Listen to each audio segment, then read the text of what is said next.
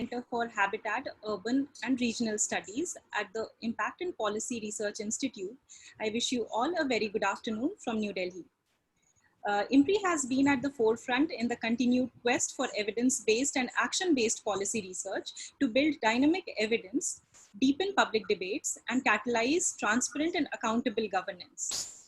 Taking this forward, I, Simi Mehta, welcome all the participants to the very important web policy talk on non-ownership housing in the glocalized real estate market, mainstreaming rental housing agenda and enhancing opportunities amidst COVID-19, renter and landlord perspectives. To deliberate on this significant theme, we have a very distinguished panel with us. It would be moderated by Dr. Arjun Kumar, Director of IMPRI.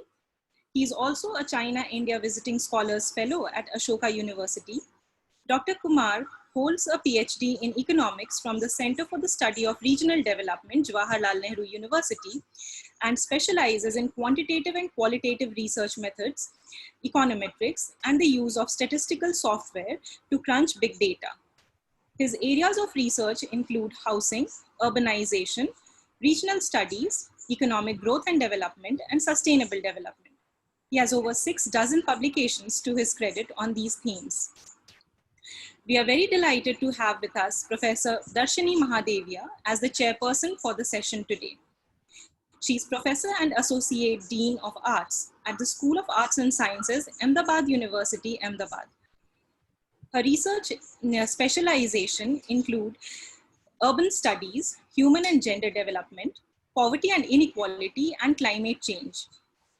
Her PhD is from the Center for Studies in Regional Development, CSRD, Jawaharlal Nehru University, and was the Dean Faculty of Planning at CEPT University from 2012 to 16. She has also headed the Center for Urban Equity, a center which she had set up at CEPT. Professor Mahadevia is an editorial board member of several journals, a member of the Board of Studies of 2 schools at Tata Institute of Social Sciences, and has been a visiting fellow at UCLA, McGill University, Montreal, and Tsinghua University, Beijing. She was a member of the committee constituted under the Resettlement and Rehabilitation Policy of Sabarmati Riverfront Development Corporation from 2010 to 12. During 2011 to 13, she was a member and vice chair of the advisory board of the Global Research Network on Human Settlements of the UN Habitat, and a member of the TG12 on estimating urban housing shortage, Government of India. Her work has been an inspiration for all of us and has more than 100 publications as books, chapters in books, and journal articles, and has managed more than 4 dozen research projects. We are so grateful to you, ma'am, that you could join us this afternoon. With this, I invite Dr. Arjun Kumar to moderate the session. Thank you. Thank you. Thank you, Simi. Without any further ado, I would like our chair for the session, Professor Darshini Mahadevia, to formally inaugurate the session and give her opening remarks, very brief, and then we can start with the panelists. Ma'am, over to you. Yes, thank you, Dr. Arjun Kumar, and also Dr. Simi Mehta for this invitation. I'm happy to see Dr. Akshaya Sen, who I met in the World Urban Forum, or maybe Habitat 3, I've forgotten. Professor Piyush Tiwari, I followed your work, and you were at HDFC, I suppose, at some point in time. Yes, that's right. So I've been knowing your work since then. Of course, Mukta, we are sailing in the same boat, and so have many opportunities to sort of have conversation. We have not been having as much conversation as we would want, because we are all consumed with so many multiple activities, and the possibility of doing webinars have actually increased the work, because earlier we would be, since some of us are not in Delhi, we had very few meetings to attend, but now everybody is reaching out online, and so that frequency of events have actually increased. But COVID has also given us an opportunity to relook at all the policies that we have. And I'm very glad that there are a number of such discussions that's starting on cities and urban planning and so on. Rental housing, or what you call non-ownership housing,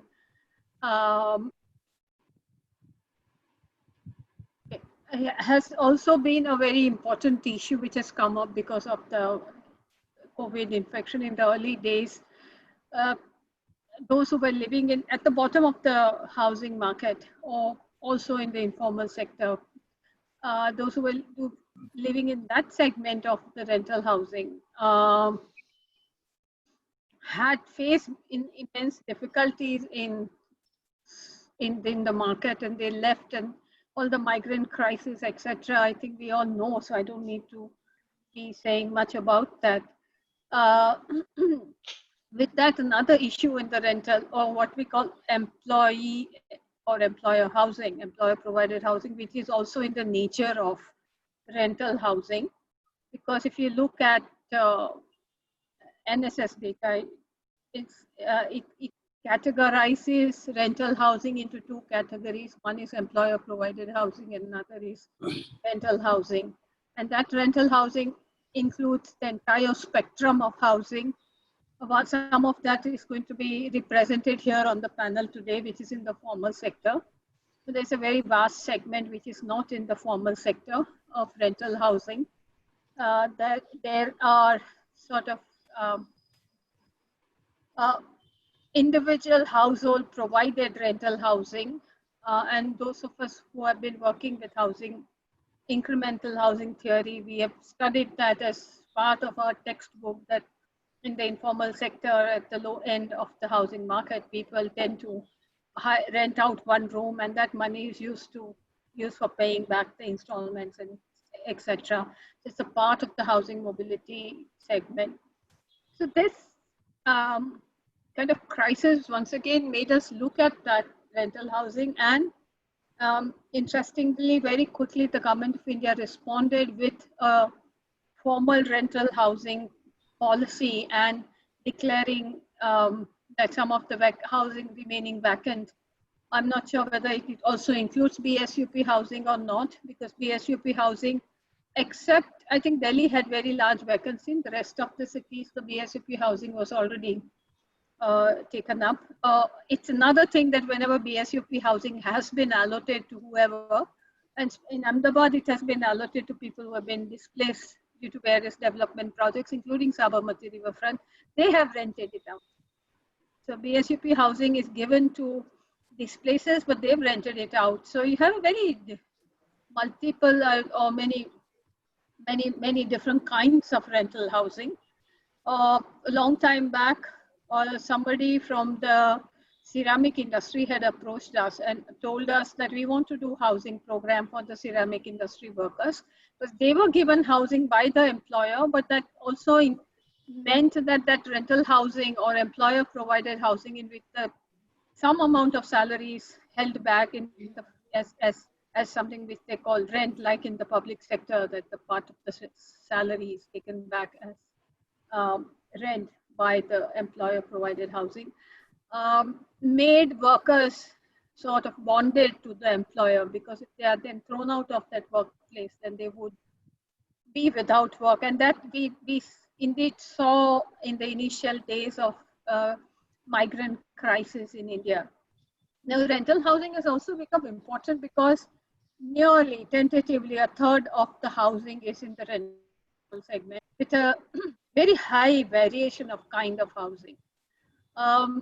Earlier, rental housing was for those who are early migrants at different income group. But now we have a population who is deliberately seeking rental housing, especially even the young mobile, upwardly mobile individuals who might have higher employment or mobility or job mobility, might not want to invest in housing in the earlier because they might be moving up or moving cities and so on. So our nature of economy has become of a very different kind, where we have a segment of urban workers, even at the higher end, who would be seeking rental housing. Because there are job opportunities everywhere for this segment of population, they are not early on attempting to or wanting to invest in housing. The other segment of population is at at the lower end who is also not wanting to invest in housing in the cities. One segment is of migrant labor coming from North India who leave their families behind in the rural areas, and they invariably sort of go back and invest in housing, ownership housing in their hometown or a village back from wherever they have migrated out.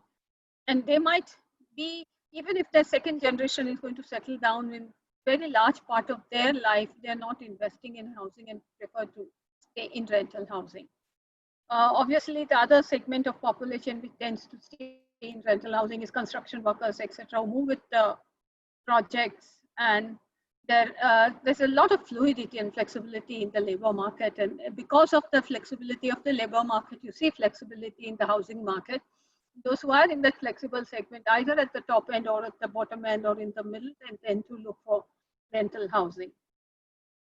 So here we are with this whole big gamut of spectrum of rental housing demand, and I'm looking forward to hearing from all of you, and I hope you would be touching upon very different segments of rental housing market, because I think it's really not, I mean, you need to actually disaggregate the rental housing market and then look at its dynamics and see what could be the policy possibilities and what kind of support in terms of taxation policy or fiscal instruments, in terms of financial mechanisms and so on. They would probably be very specific to that particular segment of the rental market. And so I'm very much looking forward to hearing from the panelists, and I'm very glad that IMPRI has put in place such diverse set of people to speak on this panel. So I think the first speaker is Dr. Akshaya K Sen, General Manager and Fellow at the Human Settlements Management, HSMI, and also part of HUDCO. We're looking forward to hearing the government policy now. Probably it's been quite some time when this policy was announced, so we're looking forward to hearing more details about what contains into the policy. So Dr. Arjun Kumar would introduce Dr. Sen. Yes, thank you so much, ma'am. Simi, would you quickly introduce Akshay sir? And Akshay sir also have slides. So sir, if you're ready with it. Yes. Thank you. Thank you very much, ma'am.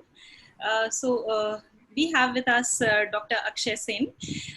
He is the Joint General Manager and Fellow at Human Settlement Management Institute, HSMI, at the Housing and Urban Development Corporation at New Delhi. He holds a PhD in Transport Economics from the Indian Institute of Technology, Delhi, and he has published numerous research papers on various issues related to housing, real estate, and infrastructure. Thank you very much, sir, for joining us, and over to you. Thank you. Okay, let me see. Yeah.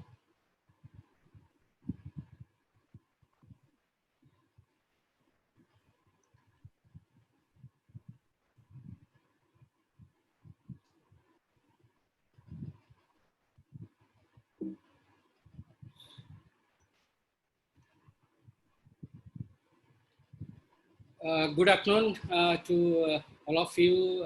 Good evening to Professor Piyush Tiwari. I think we met when he came to HUDCO maybe 30 years back, Piyush, when Dr. Wadha was there as my boss. Yes, definitely. Yes. Of course, Madam Darshini, we met in Quito. So nice, and Arjun is always with us. So thank you so much, Arjun and IMPRI, for having me here to talk about, as you have written, local real estate market. So you have nicely put the words vocal for local and all kind of things. You have given me a subject which is rental housing for the migrant workers. But I'm not here to speak about the government ARSC, as Darshini mentioned. I am not from the government kind of perspective. You all know this. So, of course, we worked for this national urban rental housing policy and all these models. The one which I am going to share with you in the next 10 minutes was part of that policy. So as we all know that why there is talk of town, this rental housing for migrant workers, because of obviously reverse migration. And if we want to bring back those migrants in order to kickstart the real estate sector, which is now 30 to 40% of the market. And the construction workers are around 70%, the migrants. So we need to provide them the affordable rental accommodation.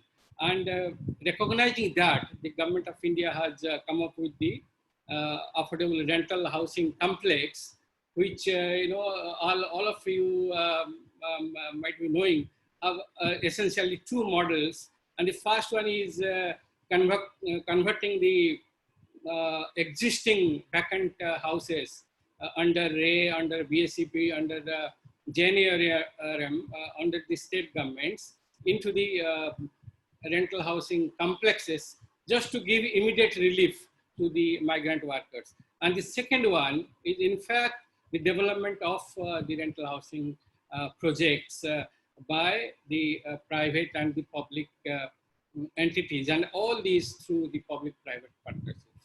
Very nice, and I think this scheme will work. Of course, there are many kind of critics or maybe experts. They think they think whether this is doable or whether this is financially viable, because looking at our earlier efforts of 1950s and 60s, where the rental housing failed, so to speak. But to this, I would like to say that, okay, we have come a long way. We have learned the lessons of the failure of the 50s and 60s and 70s. And we have now better prepared with changes in the regulations, better financial and economic viability, legal reforms like the model tenancy laws, and of course the digital technology. So we will definitely make a progress. We'll make a progress for this ARAC or any other rental housing scheme. But what the issues, particularly for the migrant workers, we need to look into in order to make this a success. Obviously, affordability, the first and foremost. And through the census, NSSO, and even my own research, we have seen that the share of rent in total expenditure is something around 20%, not more than that. So let me just show you some of the picture, some of the statistics, which shows, so this is the NSSO figure of 1968 round, which says, sorry, this is the census figure, which shows the monthly rent as a, so this is the NSSO 2068 round, which says statewide, and overall it is something around 20.47%. And if you look at the quantile, income quantile wise, the first quantile, which is the bottom 20%, the picture, the table in your left is rural and urban, which is something around the, irrespective of the quantile, something the expenditure on the rent varies between 18.5 to 20. Sorry, not 2017. It is 20.17. And in the right, it's the Arjun's paper. I put this, so which gave you the rental spent by the household in urban areas. So it is something around 550 first quantile, 819 second quantile. So this is 2012, and this is nicely kind of validated by my research as part of our study, which I'll show you later, where if you see the bottom of the this pyramid, you'll find that the rent for the industrial workers and the construction workers is 18.5 to something around 20%. And the rent per person is 1,000 to 2,200. And similarly for the industrial workers, it is 225 to 500. The similar case in Mumbai, also in Bangalore. So what we can, when we devise a rental housing scheme, our rent per bed, which is calculated, should be around 1,000 rupees, 900 to 2,000 rupees in a dormitory, or it could be 2,250 rupees in a single room having 2 beds. So that's the first one. And second one is land. Who will provide land, whether it's public, private, free, or a long-term lease or purchase. So this has to be taken care of. Then the location, very important. Whether you want it is in the city periphery or with some affordable commuting networks, or it should be along all major roads, industrial corridors, city centers, so that there will be no problem with the workers. Then the finance. The important thing is finance and financial viability. Who will provide the finance? How much subsidy to be given by the government? What kind of fiscal incentives we need? Whether incentivizing private developers with the FSI, FAR, TDR will work. Then basic facilities. What kind of facilities we need? And then the maintenance and management, operational maintenance, collection of rent.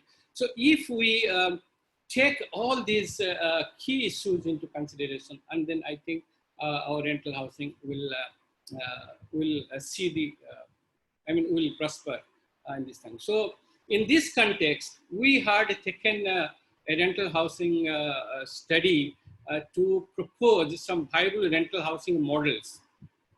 And the motivation for this study, it's a government, our Minister of Housing and Urban Affairs sponsored study, which we submitted the report in 2018. Basically is the draft urban rental housing policy of 2018. We started the policy in 2015, where I was part of the think tank. And so through different deliberations, so the policy has kind of modified, and it is in 2018. And the policy has proposed 3 kinds of rental typologies. Social rental for the vulnerable groups, urban poor, EWS, LIG. Need-based rental housing for the migrant workers, single women, those who want housing on the need basis. And then, of course, we should have market-driven rental housing. So those are the tenant by choice, and the other 2 are the tenant by constraints. And while devising the policies for them, or the housing option models, we need to see the viability, the affordability, viability, rental subsidy, workforce incentives, all these kind of things. So in that draft policy, if you have had a chance to see this, we propose some illustrative models, the rental housing for migrants, rent-to-own models, rental vouchers, and the rental migrants, which I am going to present before you shortly in 5. So that was proposed by our study. So let me just skip this slide. So we all know what are the problems and how to do this. So we proposed as part of our study, the rental housing shelter or hostel for the migrant workers. In fact, in our study, we proposed something around 21 models for different categories: urban work, the migrant workers, students, single men, women, all the kind of things, some market also, MIG, SIG, something. So I'm just giving you this. We proposed that we should have a public rental shelter, or in Hindi we termed this as Awa-Jawa, Basera kind of thing, where we should have something around G+4 structure. let me just show you this kind of structure. We presented so many structures. So the ground floor will be all communal facilities and commercial spaces, and with dormitories and rooms in the first, second, and third floors. Sorry, third and fourth floor will be the rooms, single rooms or double rooms, and with a multi-purpose bed, something like that, where everything can be stored, essential things. And then common facilities should be parkings, mess, multi-purpose shops. Parking is for parking for ladies, rickshaw, and all kind of things. ATMs, office space, toilets, and monthly rent. We calculated it should not exceed 2 to 5 days of their earnings. And we when we calculated, it was 450 rupees the wage rate. So it should be 900 to 2,250. And financing can come from the government as a part of the PMOI vertical, international capital subsidy, CSR funds, labor cess, which the different Odisha government has done, advertisement walls, private capital, and the low cost funds from HFCs, as well as affordable housing funds, all kind of things which we propose. And rent should not more than 20% of the monthly income. That is what we found. So this is the model which we proposed, that your land should be by the public, when you have a land by the public agencies like ULBs, development authorities, housing boards, they have to give. Private developers can have their own lands. So as the government provides land for every few kilometers for bus stops or petrol pumps, so in similar manner, government can also provide the land for this Abba-Java shelters.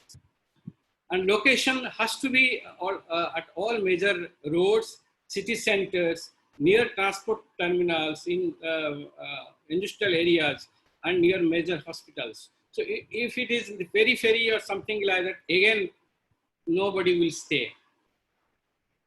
Then who will give the finance? As I have already mentioned previously, so it should be from different sources. Construction design should be dormitory, 4-room occupancy, 2-room occupancy, or even the single rooms in the for some who have families also. Facilities, bed with storage, parking for rickshaws, subsidized food like Ahar, Janahar, Paytm with money deposit facilities, and it has to be cross-subsidized by the commercial uses on the ground floor, and there should also be public parking, so you can have the money also. Technology can be innovative technology under PMOI technology submission. Who will be the agencies? The public agencies themselves, or through the PPP models, or private developers themselves, which the ARAC has also taken into consideration. And the main thing is the maintenance and management. Who will do the maintenance and management? So after the construction, it has to be handed over to the ULBs, but it will be managed by the maybe rent management company or the NGO or the private agency themselves, so they can have their better rent collection, maintenance, eviction, etc. And so we propose that rent has to be fixed by the ULB, so that it will have social considerations. So whatever is the amount collected, 70% will be given to the private developers or whosoever develops, and 30% will be given to the management company to manage the property. Yeah, and then we made a financial viability also of having a land area of 1146 square meters. And so this is the ground floor, as I mentioned, it will all parking and all this thing. First and second floor will be dormitories, 11 people occupancy in each floor. So 2 floors will be 88, and the rent should be 900 per month which is equivalent to 2 days of earning. And then third and fourth floor, we can have rooms with 4 or 2 persons, or also single occupancy, and the charges can vary from 1350 to 2250. So if we do that, and taking the commercial space only 75 per square feet, so we calculated that you can have a IRR of 7%, and NPV is positive in 30 years. So in this case, if you have got a loan at 9%, so government need to provide only 2% interest subvention, rather than 6.5% which government gives under CLSS. Okay, so and this if this 7% can also increase if you take the commercial value of the commercial spaces, and you can also take the land costs also. So that we did a economic viability of the model also. So in that we have taken the value of, so in the earlier model, it was the financial, in viability, we propose that the land should be given free of cost. But in this economic viability model, we say that, okay, land, we can take the cost of land, economic cost of the land, and then we can also have the market price of the commercial space, 225 per square feet rather than 75 earlier. And the IRR, or you can say EIRR, economic IRR, is 14%, which is quite lucrative compared to the present 2 to 3% of the rental property. Yeah, so you can kind of compare the economic and financial viability. So I think my time is up now. So point is that it is possible. The rental housing can be viable both economically, financially, as well as if you take the social cost benefit analysis, the return will be much more. So we, as I mentioned in the beginning, the key issues. So these are also the key issues: land reservation, what kind of delivery models for different socioeconomic groups, then legal environment, what should be the counters of legal policies, and then the fiscal environment, how much subsidy we need, direct or indirect, and what kind of fiscal incentives required. So thank you so much, Arjun. I think I am on time. Thank you so much, sir, for sharing these many thoughts and these many figures in front of all of us. And I congratulate you for all these studies, and also being very strong supporter of this rental housing work, and forcing all the state governments, local bodies to take this agenda, and also highlighting the issues, various issues pertaining to land, finances, technology, and more so on designs. Many, design and location failure is one of the most thing, coming forward, other than the income and expenditure and economic aspects. And sir has highlighted the mixed model, very much so prevalent in Bangalore, not from the public housing side, but also from the market organic side, and it's working. So these things, and I have also discussed with sir earlier previously. So sir also told that we cannot go higher structure because then the energy consumption requirement is very high. So in this model, we can see that there is no lift, and it's less maintenance, and also eco-friendly from what the government of India is doing, several technology mission. So of course this is viable. The issue at hand is really the role of private sector, and more so what the local governments are trying to do. At the central level, we have many things, but unless from local municipality and local, so many parastatal organizations we have, so many multiplicity. So how that will turn out and cater the demands and the supply dynamics. Thank you so much again, sir. Now with the permission of chair, I would quickly invite Professor Piyush Tiwari to make his remarks. Simi, if we can introduce Piyush. Yes. So Thank you very much, Dr. Sen. The next panelist for today is Dr. Professor Piyush Tiwari. He is a professor of property at University of Melbourne in Australia. Prior to joining this current position, he was Director of Policy at Infrastructure Development Finance Company, IDFC in India, where he was responsible for formulating various policies for private financing of urban infrastructure in close cooperation with national and other state governments. He was also editor of the India Infrastructure Report 2011 on water. Earlier, he was senior lecturer and program leader at the Business School, University of Aberdeen in United Kingdom.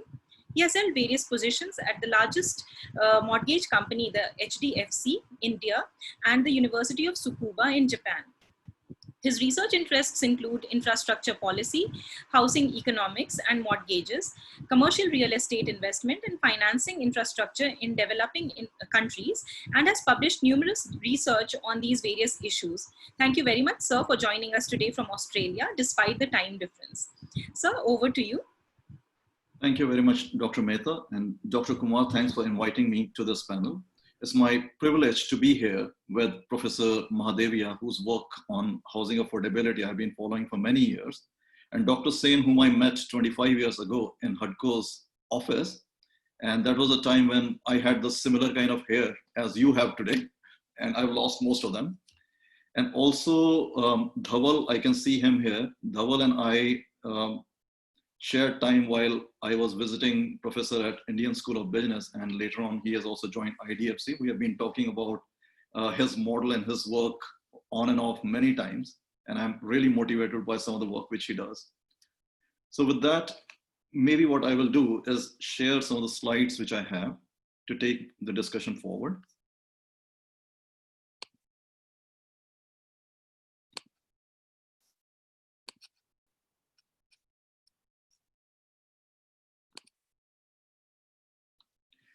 Let me start with presenting some of the stylized facts that have an impact on housing affordability and within which the rental housing plays a very important role.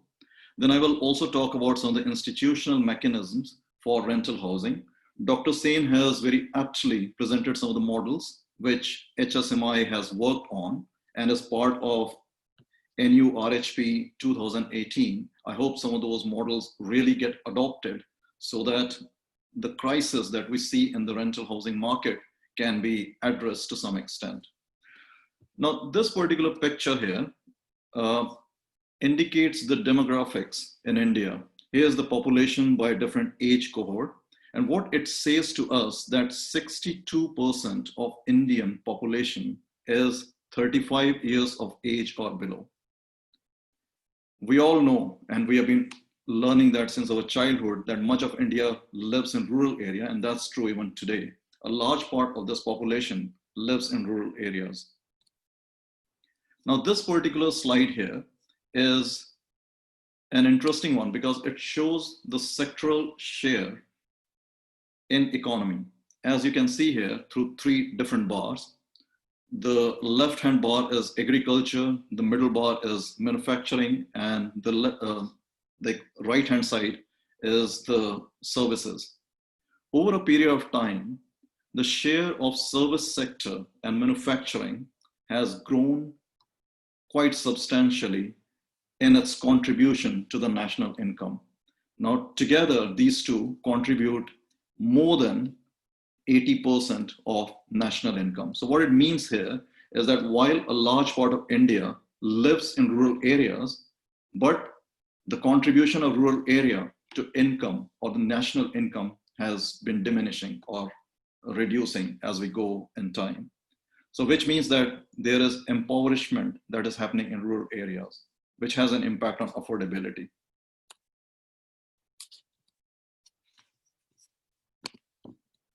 All right, okay.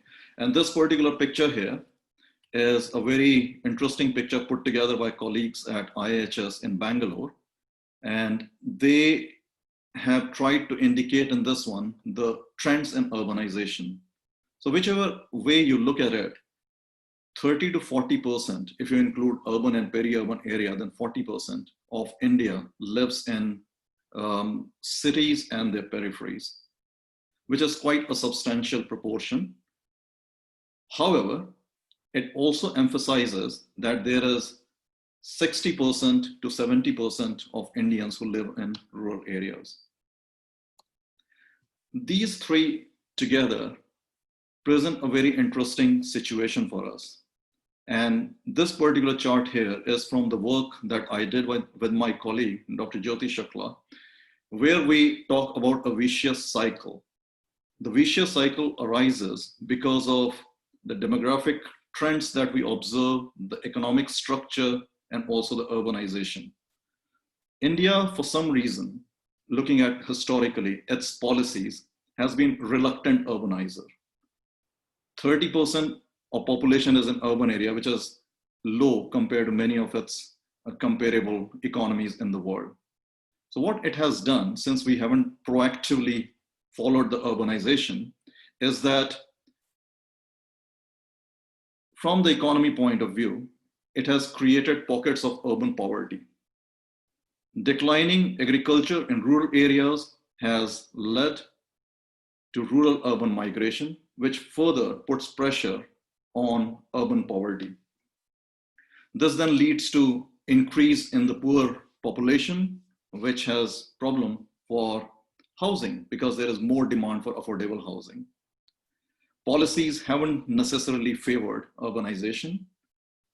Land markets also have been equally constrained. We had historically a number of regulations, which all of us are familiar with, like ULCRA or FAR and so on, which have created some sort of superficial land market constraints, resulting in rise in land prices, which basically then translates into high prices for housing.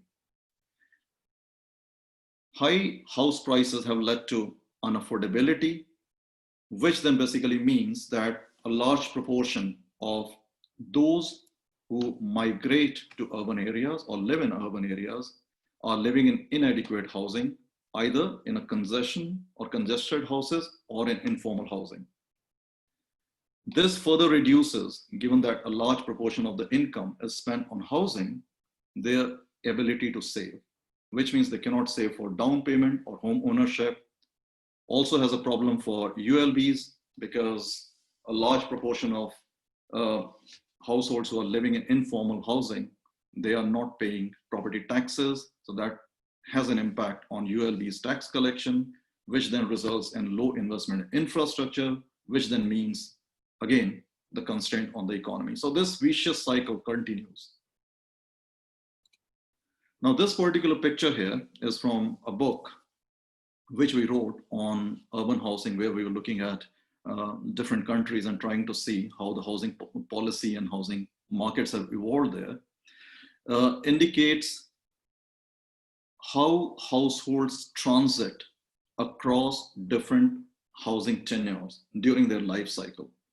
Now, why this is important is because when we look at our policies, including the recent one, PMAY, most of the policies are static in the sense they look at in a slice in time. They don't look at the life cycle perspective of a household. During a life cycle, household moves from one tenure to another in an incremental way. Like, for example, they start when they leave their job, when they leave their school, they start their job, they might start somewhere in a kind of a shared accommodation or co-living kind of model. And then they slowly transit towards rental accommodation. Then they transit to ownership accommodation. And as they age, they may downsize and so on. Again, this is affected by the income groups in which their life cycle belongs.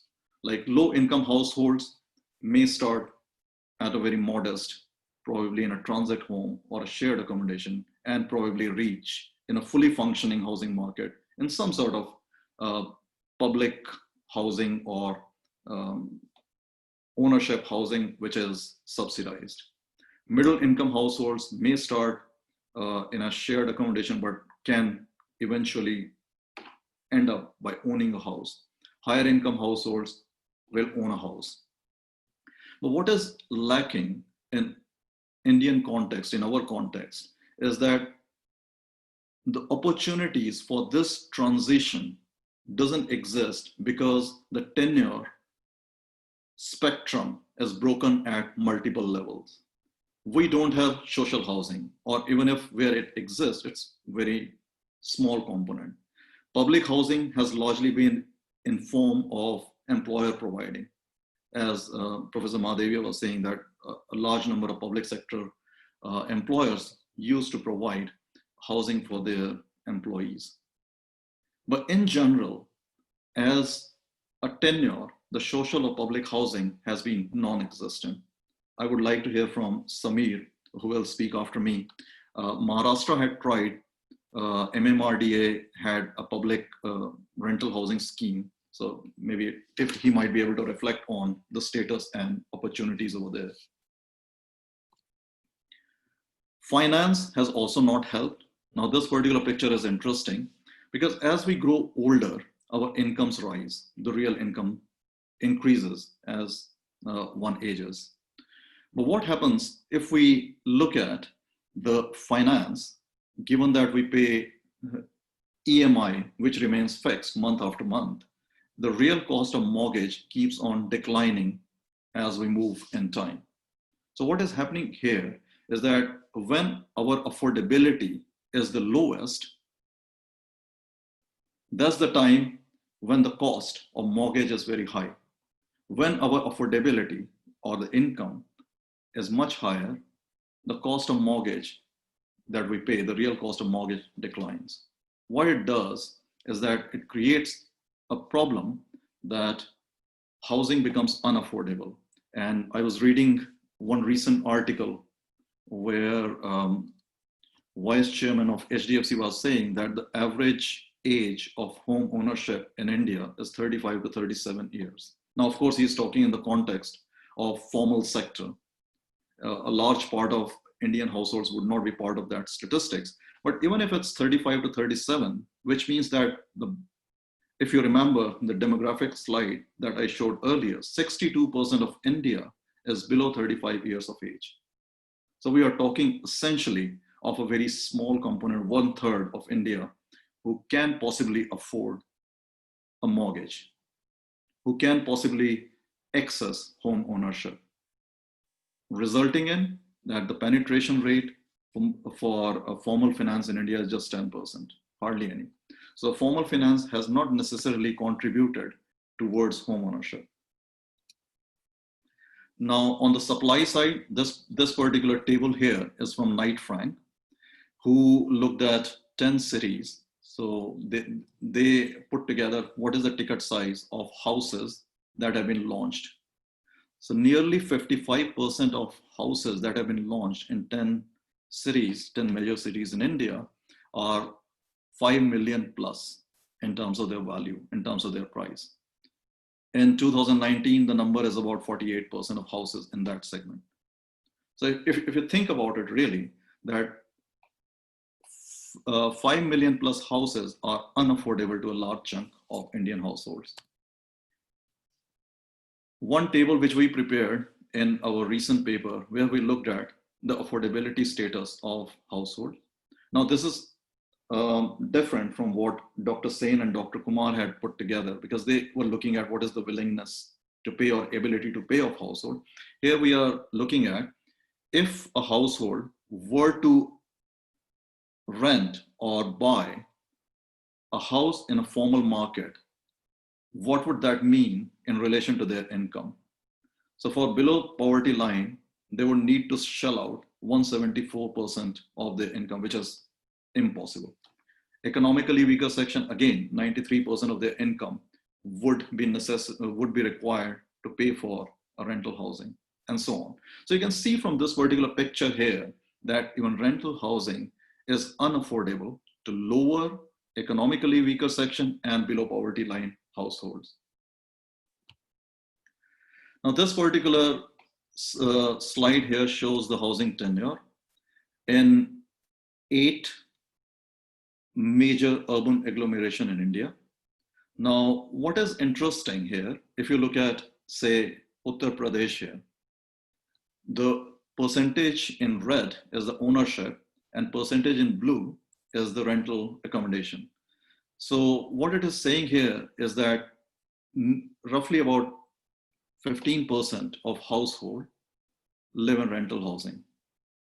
If you look at Andhra Pradesh, Karnataka, or Tamil Nadu, almost 40% or above households live in rental housing. What does that mean?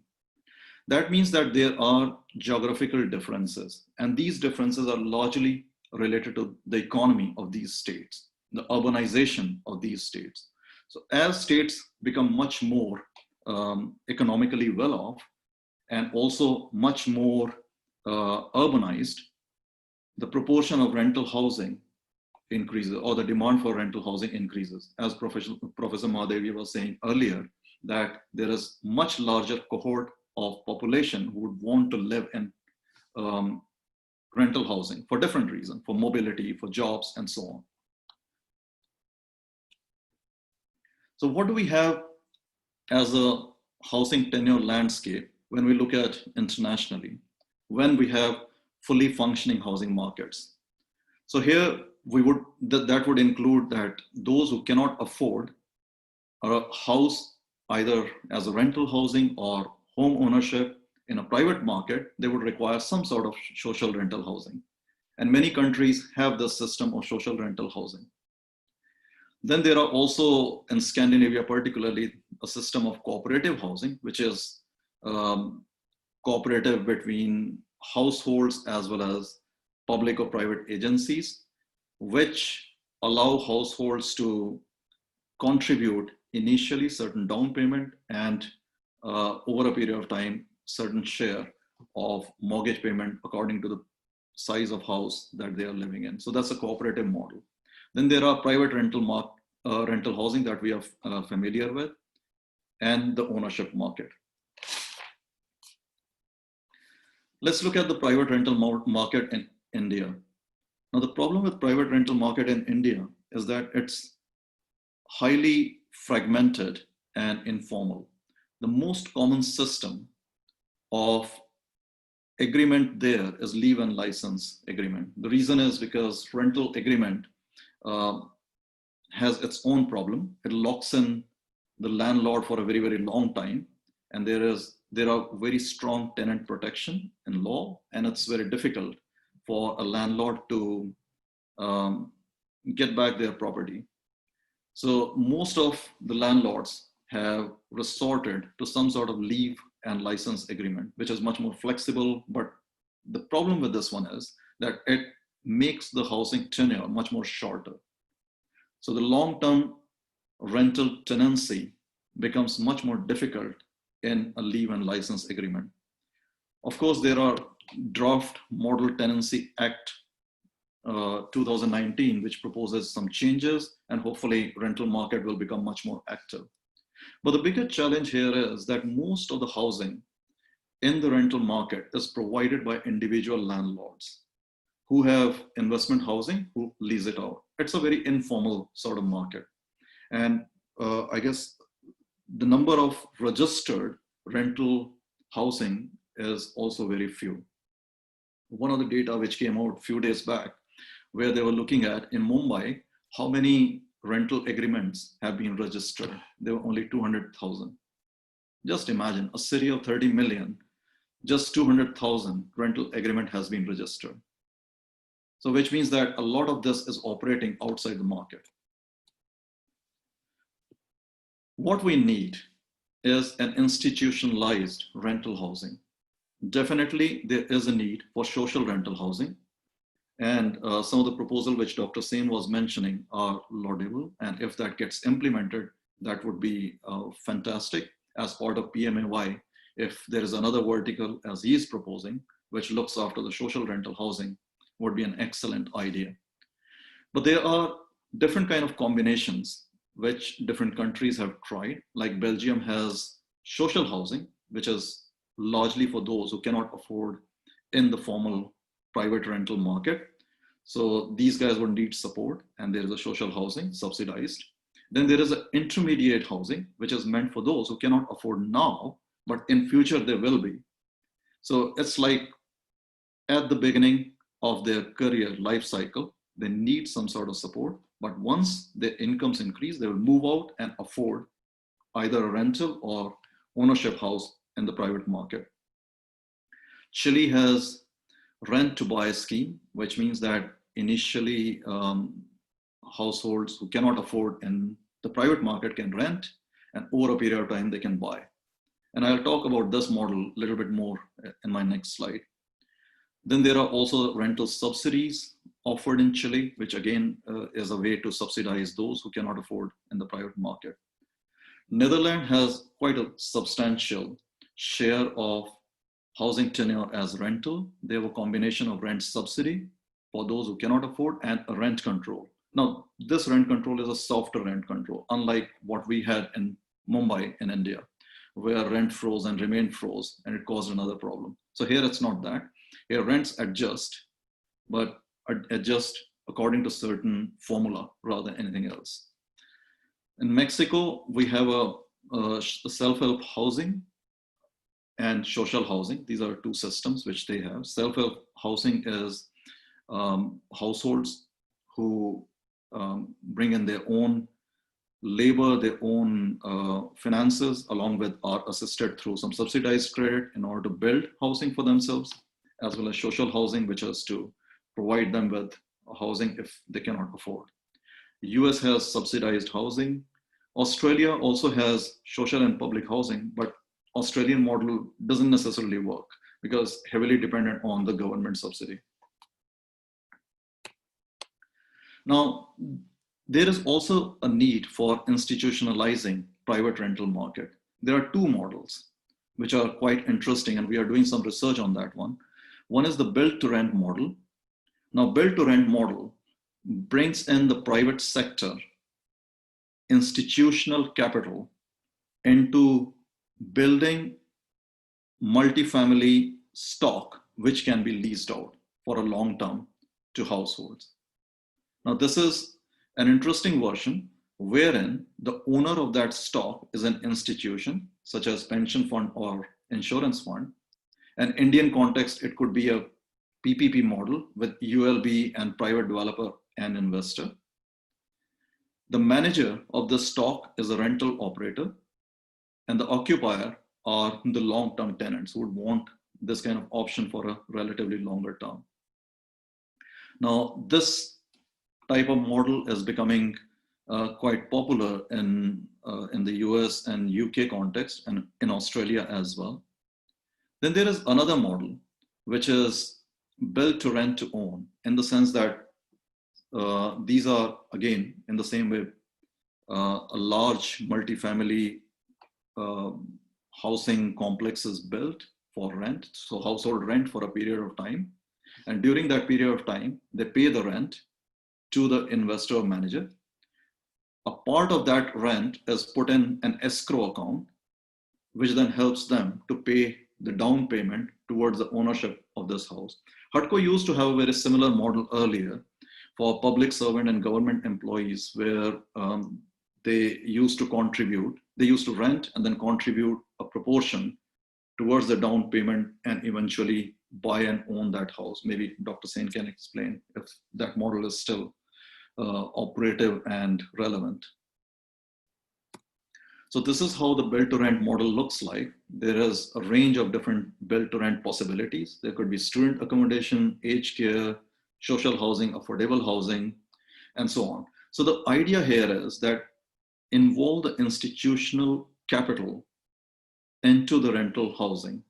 And this, of course, easily said than done, because a lot of capital market institutions would have to evolve for this kind of model to take shape in India. I'll stop here and pass it on back to Dr. Kumar. Thank you. Thank you so much, sir, for such a comprehensive journey of our urbanization and what rental housing market and also social housing, rental housing needs. Very thoroughly, sir has put the notion from housing continuum and going to what we sir has really. Professor Kundu used the word exclusionary urbanization. Sir has put a very new word, reluctant urbanization for India as a country, also from our institution point of view. And World Bank is saying is messy and hidden urbanization. And in literature, some call it informal urbanization and whatnot. But I think the reluctant urbanization word is very apt. Our institutions are not ready to grow. And many things, arrays of things from tenancy, housing continuum. Sir also touched upon life cycle approach, very important, especially for finances from micro. And from there, going into this tenure aspect and then coming up to this institution rental housing. In fact, one of the things which we are also highlighting, in fact, all of us are highlighting that we need to have rental management companies or even NGOs in for India. As you know, many Rayan Basera, night shelters, and these things are run by NGOs. That is the route we are taking. But we have in our panel many startups and other voices also. So perhaps we'll have that. And sir also gave, we will touch upon more with Somadeep sir presentation, some details we have. Sorry. But in terms of institutional rental housing, sir has raised a very pertinent point that what developed countries are doing, that they're making those properties affordable for a longer period of time, 30 years, 40 years. And if it is not being affordable, then through other means, viability gap fund, subsidy, vouchers, they are making it possible. So that is, a longer term finance and institutional arrangement we also need to have in India. Thank you so much, Professor Piyush Tiwari, for joining and enlightening us on this subject. Now I would briefly invite for having the practitioner perspective, Mr. Sameer Unhale, sir. Sir, over to you. Simi, please have a brief introduction of sir. Over to you, sir. Thank you, Arjun. Thank you very much, Professor Tiwari, for enlightening us. So we have with us our mentor and guide, Mr. Sameer Unhale. He is an urban practitioner and he was former commissioner of Ulhasnagar, Mumbai Metropolitan Region. He has also been the CEO of Thane Smart City Corporation. As a bureaucrat and as an intellectual thinker, his work and interests are in the areas of urban affairs dealing with urban infrastructure, urban water and sanitation, urban transport, urban livelihood, and smart urban governance. He has also worked in the urban poverty alleviation program, and he was responsible for formulating action plan and program guidelines and monitoring in 250 urban local bodies in the state of Maharashtra. Thank you very much, sir, for joining us today. Over to you. Yeah, so thank you. Hopefully I'm audible, and I must really thank Dr. Sen and Professor Tiwari for a very wonderful presentation. It was really very enlightening, and especially the Professor Tiwari, it was quite a revolution. The way you really pointed out the inner intricacies of the housing market and essentially the focus on how the life cycle really moves. In fact, in government, there is always a thought that when you are old, when you don't have your parents staying with you and your children are not staying with you, you get the largest houses in Delhi. The biggest houses you can ever find is when you don't need them. And especially that was quite a revelation. So thank you very much. Especially your perspective on various countries was really enlightening. So I'm sure all the participants would have gained a lot out of that. Secondly, I must thank IMPRI. They do allow the practitioners' perspective to be shared. It's just not a think tank or academicians discussing. They do allow the practitioners to share their thoughts. I think that's great. After all, it's a collaborative exercise. The way we will be implementing our policies which will also define whether they will be implemented or not to start with. So I thought, I would just share some of my experiences and perspectives when I was working as a municipal commissioner, as a CEO of a smart city, and as working with the Development Authority, MMRD. The intersection of city government and housing sector, it's sometimes very funny. It's sometimes a very cruel joke. The bravado of administrator really depends how much Joggi Jopdis he demolishes. The way media makes you a big man, a bravado. He demolished so many houses, he demolished so many illegal constructions, and that tend to get of course legally it has to be done sometimes for all have to do. But the social dimensions into demolishing informal housing, demolishing slums and jhuggi jhopris, that element always stayed somewhere behind in the mind. Even when you do that, what about the lives and families and the emotional shock and traumas that the housing, the slums dwellers might be going in areas where there's a lot of urbanization. Along with informal housing, sometimes it is similar as illegal housing.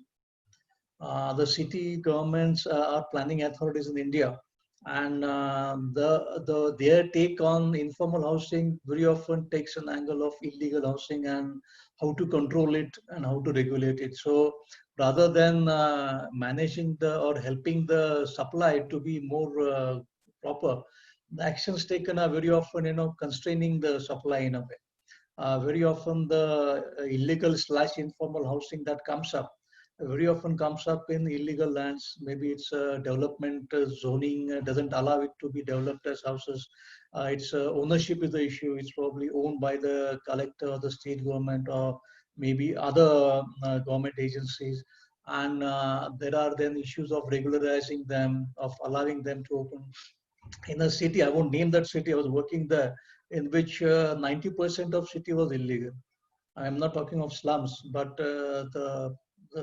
most of the city was illegal. I mean, it was very surprising as to how this illegality really cropped in. There was local issues. There was, of course, the political economy operating there, and the Honorable High Court had to come down very severely, and a new act had to be made. So I was just sharing this just to tell that this housing sector within a city functioning, the dimensions are very complex. So there's not a unilinear and unidirectional, unilinear flow the way the housing of a city develops. There's a lot of interconnections, a lot of cross currents which are operating, and really to get a grasp of that very complex social process that operates in a city and its implications on the housing sector, I think are very complex. And so that was something as an practical experience I had working with housing sector, so to say. Earlier I worked in a place which was essentially a textile hub in Maharashtra, and about 50% of textile workers or power looms, I mean not textile, power looms was there. And it actually again led to a very massive explosion of informal housing there. In fact, it had a lot of forest land. The forest land got entangled into this thing, and every alternate fortnight we had to almost go and appear in front of the Honorable High Court on the actions that we were taking or ought to be taking there. And so it was quite a complex process. I mean, sometimes as a dilemma, actually, as an individual, not as an officer, but as an individual, the dilemma is always there that what exactly you're doing. And at the end of the day, you're removing maybe 200-300 houses, the people staying outside with their trunks, and it was quite a dilemma actually. I just thought I would just share that dilemma here. Secondly, I would like to share the other city I had worked.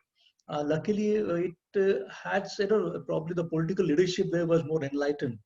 And under the DSUP program, Dr. Sen would agree. I think I'm talking of Nanded there. And it really developed almost 21,000 dwelling units there. And one of the success stories still taken, and I tend to wonder as to how such a complex program as BSUP got succeeded in that city. And the earlier city which I worked was, it didn't even took off. So I think when we talk of housing, of course, we talk of acts, policies, administrative actions, but the larger socioeconomic and even the political maturity of the leadership of there is also extremely important, into the success of the housing stories. Whether if it's an enlightened leadership, it definitely helps a lot in getting such programs, implemented. So from the city perspective side, as a municipal administrator, the role that we play is morely of regulation and planning. So that probably in the 24th constitutional amendment, even in the various acts which are made after that, social housing is indeed a part. but the will to implement it on its own has not been seen largely in most of the cities. Secondly, I would like to share the implementation experiences of certain two of these programs. One was the BSUP and one was, of course, the PMAY. And earlier, meanwhile, we have a program also called RE in the listing. So as BSUP, I was telling in one cities where there was availability of land, I think it makes really helpful if the ownership of land issues are resolved. Most of the land could be either with government or with maybe other parastatals. And if this land is made available, then the execution of these projects becomes easier. Most of the cities' land is a very scarce resource. And you would agree, that even if you're talking about Mumbai region, then the land is so costly there that getting land to construct housing, maybe in even on ownership basis, becomes an issue. So probably would be requiring, much more liberal and flexible certain norms and probably acts should allow better and more lenient use of government land for public housing or social housing. I think that actions are being now taken. The government land is now being made available to the local bodies and to the parastatals to construct houses there. As far as the technological and architectural issues are concerned, I believe there are many good consulting agencies and are available. So constructing a main issue we felt in implementation was the availability of land, and once that land becomes available, I'm sure a lot of things becomes much more easier, and most of the success stories have been seen where the land has been readily available to that. Professor Tiwari mentioned about the rental housing program. I think it was started in 2008 in MMRDA. I was lucky to be there at that time, and the former Chief Secretary of Maharashtra, Ratnakar Gaikwad, in fact, he steered the entire program in MMRDA as a regional development authority. And the idea was that precisely what we are mentioning, that it was a first effort really towards rental housing, where the name of the program itself was rental. Earlier, we used to think that why are we constructing this rental housing? Who will manage it? How about evictions and collecting the rents, and how to do that? Go out about that. But I'd like to share another. Before the rental housing came in MMRDA, there was a World Bank project which was implemented as the Urban Transportation Program. And during that, there was, as per the policy of World Bank, a lot of the PAPs or the project affected persons would be taken care of. And that program actually led to a new policy which came of resettling the PAPs in the various infrastructure projects. It started, I think, in 97, 98 onwards it started. And this project affected persons resettlement policy, did give an initial impetus of having housing stock to be created, and that further helped into the rental housing program. So rental housing program was of differential FSI, in which additional incentive floor FAR, as it's called in the northern states, or FSI as we call it here. Additional incentive FAR was given if that was converted into a rental housing program, and it was essentially cross subsidized by the other incentive which was given. So in fact, this rental housing program, in my view, was a fantastically successful program.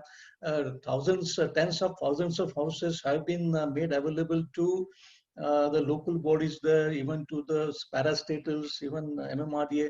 And it was a unique combination of using private sector expertise, management expertise, entrepreneurship of private sector, funding which could be available to the banks. And in this process, it led to densification. There's another perspective on that, I believe. But as far as availability of housing stock is concerned, the rental housing program did lead to a significant number of dwelling units to be made available. The issue of managing the rental program, I think, still is there. And what suggestion was made that you should be having rental management companies, I think, is well taken. It could lead to a lot of entrepreneurship in this sector. Housing sector, it is either you have a very small segment which is extremely organized, very rich, but the rest of the housing sector is extremely informal, lack of managerial skills. There aren't any trained manpower there. and then it ultimately gets taken over by the local gundas, actually, if you really look at it. And we need really to, in fact, the housing policies, we are seeing many changes, and a lot of innovation is happening, a lot of flexibility is being seen, I think, which is the need of the hour. And this rental housing program, I think, was from MMRDF experience. It was further with certain modifications, it also made a part of the PMAY. PMAY program is also, I think, getting implemented in many of the cities of India, and I'm sure with the time we would be seeing significant contribution of this policy as well. But it is always a dynamics of how much of government and how much of private sector should really take care of the housing needs of the country. We are a country of 1.4 billion now, and the housing stock shortages that we have in affordability are significant. So I think we should be using these times, to come up with a lot of innovations, a lot of flexibility, and formal players should take on more and more space of the housing sector in India. I think it might be informal, it might be even rental, but we require professional companies, to really be a part of the housing sector. I mean, the sooner it happens, the better it will be for most of us. So these were the certain experiences I had on. I thought I would share some of the practitioners' perspective to you, and if there are any certain questions, I will definitely be very happy to answer on that. Thank you. Thanks a lot. Thank you so much, sir, for taking out time in these difficult times and touching upon these issues. I totally agree that professional bodies should come, and I think now it will happen. As we are seeing, COVID-19, we have social distancing, sanitizing, and so on and so forth. I think that will take, and also the human dignity and quality of life issues, this will come up. And that is why I was not, very favorable of the NGO models which we have. And we also have the Property 360 degree Pawan sir with us, who will share these things. I have been in touch with him for several years, and we'll look into these markets, how the new startups are coming. And thank you, sir, for highlighting one very pertinent issue of not informal but illegal housing. And there's that arena, and you sir also very rightly highlighted that there is this development dilemma that as as functionary and as individual, one has to face. And also mentioned the role of honorable courts and how the state of affairs are at the ground level. Me and Professor Sen has always been discussing that howsoever solution you give, without political will, it's not going to happen. So perhaps in our next deliberation, we will try and invite some political leaders as well, so that we also have their views. And sir has also highlighted a few other issues also, that there are concerns for limiting or constraining supplies. That is one of the main concern, which is leading to speculative investment and unaffordability. And there are also construction is happening, again it's politically linked. There are other rent seeking and corruption and whatnot, many issues, that project tender, everything. But there are serious issues of post occupancy. There are, because of the model or architecture or the construction itself, and also identification of beneficiaries. In southern and western part of India, that's not very much bigger the problem, but in north and eastern India, the identification of beneficiaries, or as sir is saying, it goes to the local wounds after a point of time. So many of these programs also have these clauses that you cannot sell it for 5 years, 2 years. Here in Delhi, DDA has to again re-advertise for those flats, EWS or LIG. Very pertinent points, sir. I have taken but more notes, but in the interest of time, we'll come back again through the panel discussion. And Professor Su has not been able to join. I'm also associated with Tongji University in their urban department through Ashoka University. And he's working on a very innovative project where he's looking into I would have loved that if it would have come and shown you the video and other things, looking into the built environment from construction and other point of view. What is the wind speed? What is the sunlight it is going? And the whole structure is made and also resistant proof.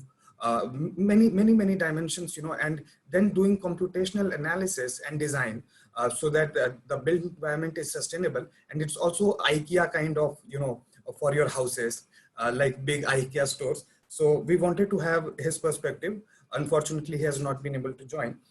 Now we will quickly move on to Professor Soumyadeep Chattopadhyay, and also myself will be presenting some of the rental housing works, which by guidance of you all, we have been able to do. Most of the work which we have done here has been guided by, of course, Dr. Sen, Professor Tiwari, and also our chair, Professor Mahadevia. Many of our works. But there is no literature as such, which we can, look upon, but many issues we have tried to cover some through IMPRI studies, and few work, as Sir really highlighted, that political leadership is required. Last year, we tried to, make a draft rental housing policy for Delhi. We also did a study for migrant workers and looked into many aspects. Also, some things we did with Action Aid in Jharkhand on these particular issue. So without any further ado, Soumyadeep sir, if you can come, Simi, we can have formal introduction. Yes. Thank you, Arjun. Thank you, Unhale sir, for your comments. I now invite Dr. Soumyadeep Chattopadhyay. He is an associate professor at Viswabharati University in Santiniketan in West Bengal, and he's also a senior fellow at Impact and Policy Research Institute. He is the coordinator of the Center for Habitat, Urban and Regional Studies, under the auspices of which today's web policy talk is being organized. So Dr. Soumyadeep was associated with the Graduate School of Geography at Clark University as a C.V. Raman Fellow, and with the Department of Urban Studies and Planning at University of Sheffield as a Commonwealth Academic Fellow. His research interests lies in the field of development studies, and specifically in the fields of urban finance, urban inequality, and ongoing transformations in the urban governance in Indian cities. He's also currently serving as one of the editors of the Journal of Development Policy Review and of the International Journal for Rural Management. So with this, thank you very much, sir, for being with us, and over to you and for your presentation. Thank you, Sivi. So I'm really thankful to all the panelists, Dr. Sen, Professor Tiwari, and Mr. Nale, for covering almost all the pertinent issues for rental housing in India.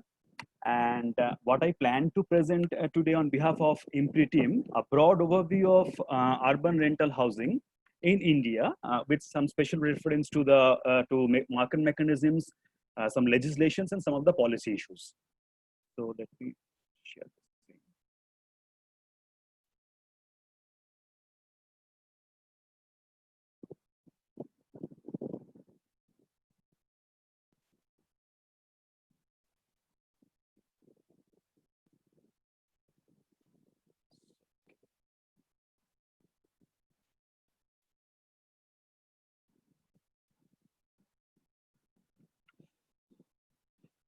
So, well, as it has already been mentioned that the Indian urbanization experience has been messy and hidden in nature.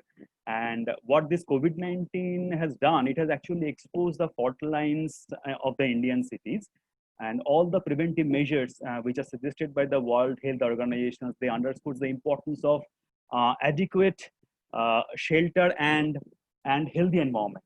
And housing vulnerability is in fact at the center of the coronavirus crisis. Most importantly, the migrants who moved to the cities to overcome poverty have been disproportionately affected. In fact, during 2001 to 2011, about 14 million people, they moved to the cities in search of work or better employment. At least 46% of them, they are actually engaged in the informal sector. So we have seen that the cities where they work around the year, cities which they build, fail to provide them any security with regard to their place of stay, jobs, or other basic necessities. So in generally, as again, it has already been mentioned by the previous panelists, that the economical education systems remain excluded from the housing market due to their lack of access to credit and affordability, as they are mainly engaged in the informal sector or they are self-employed.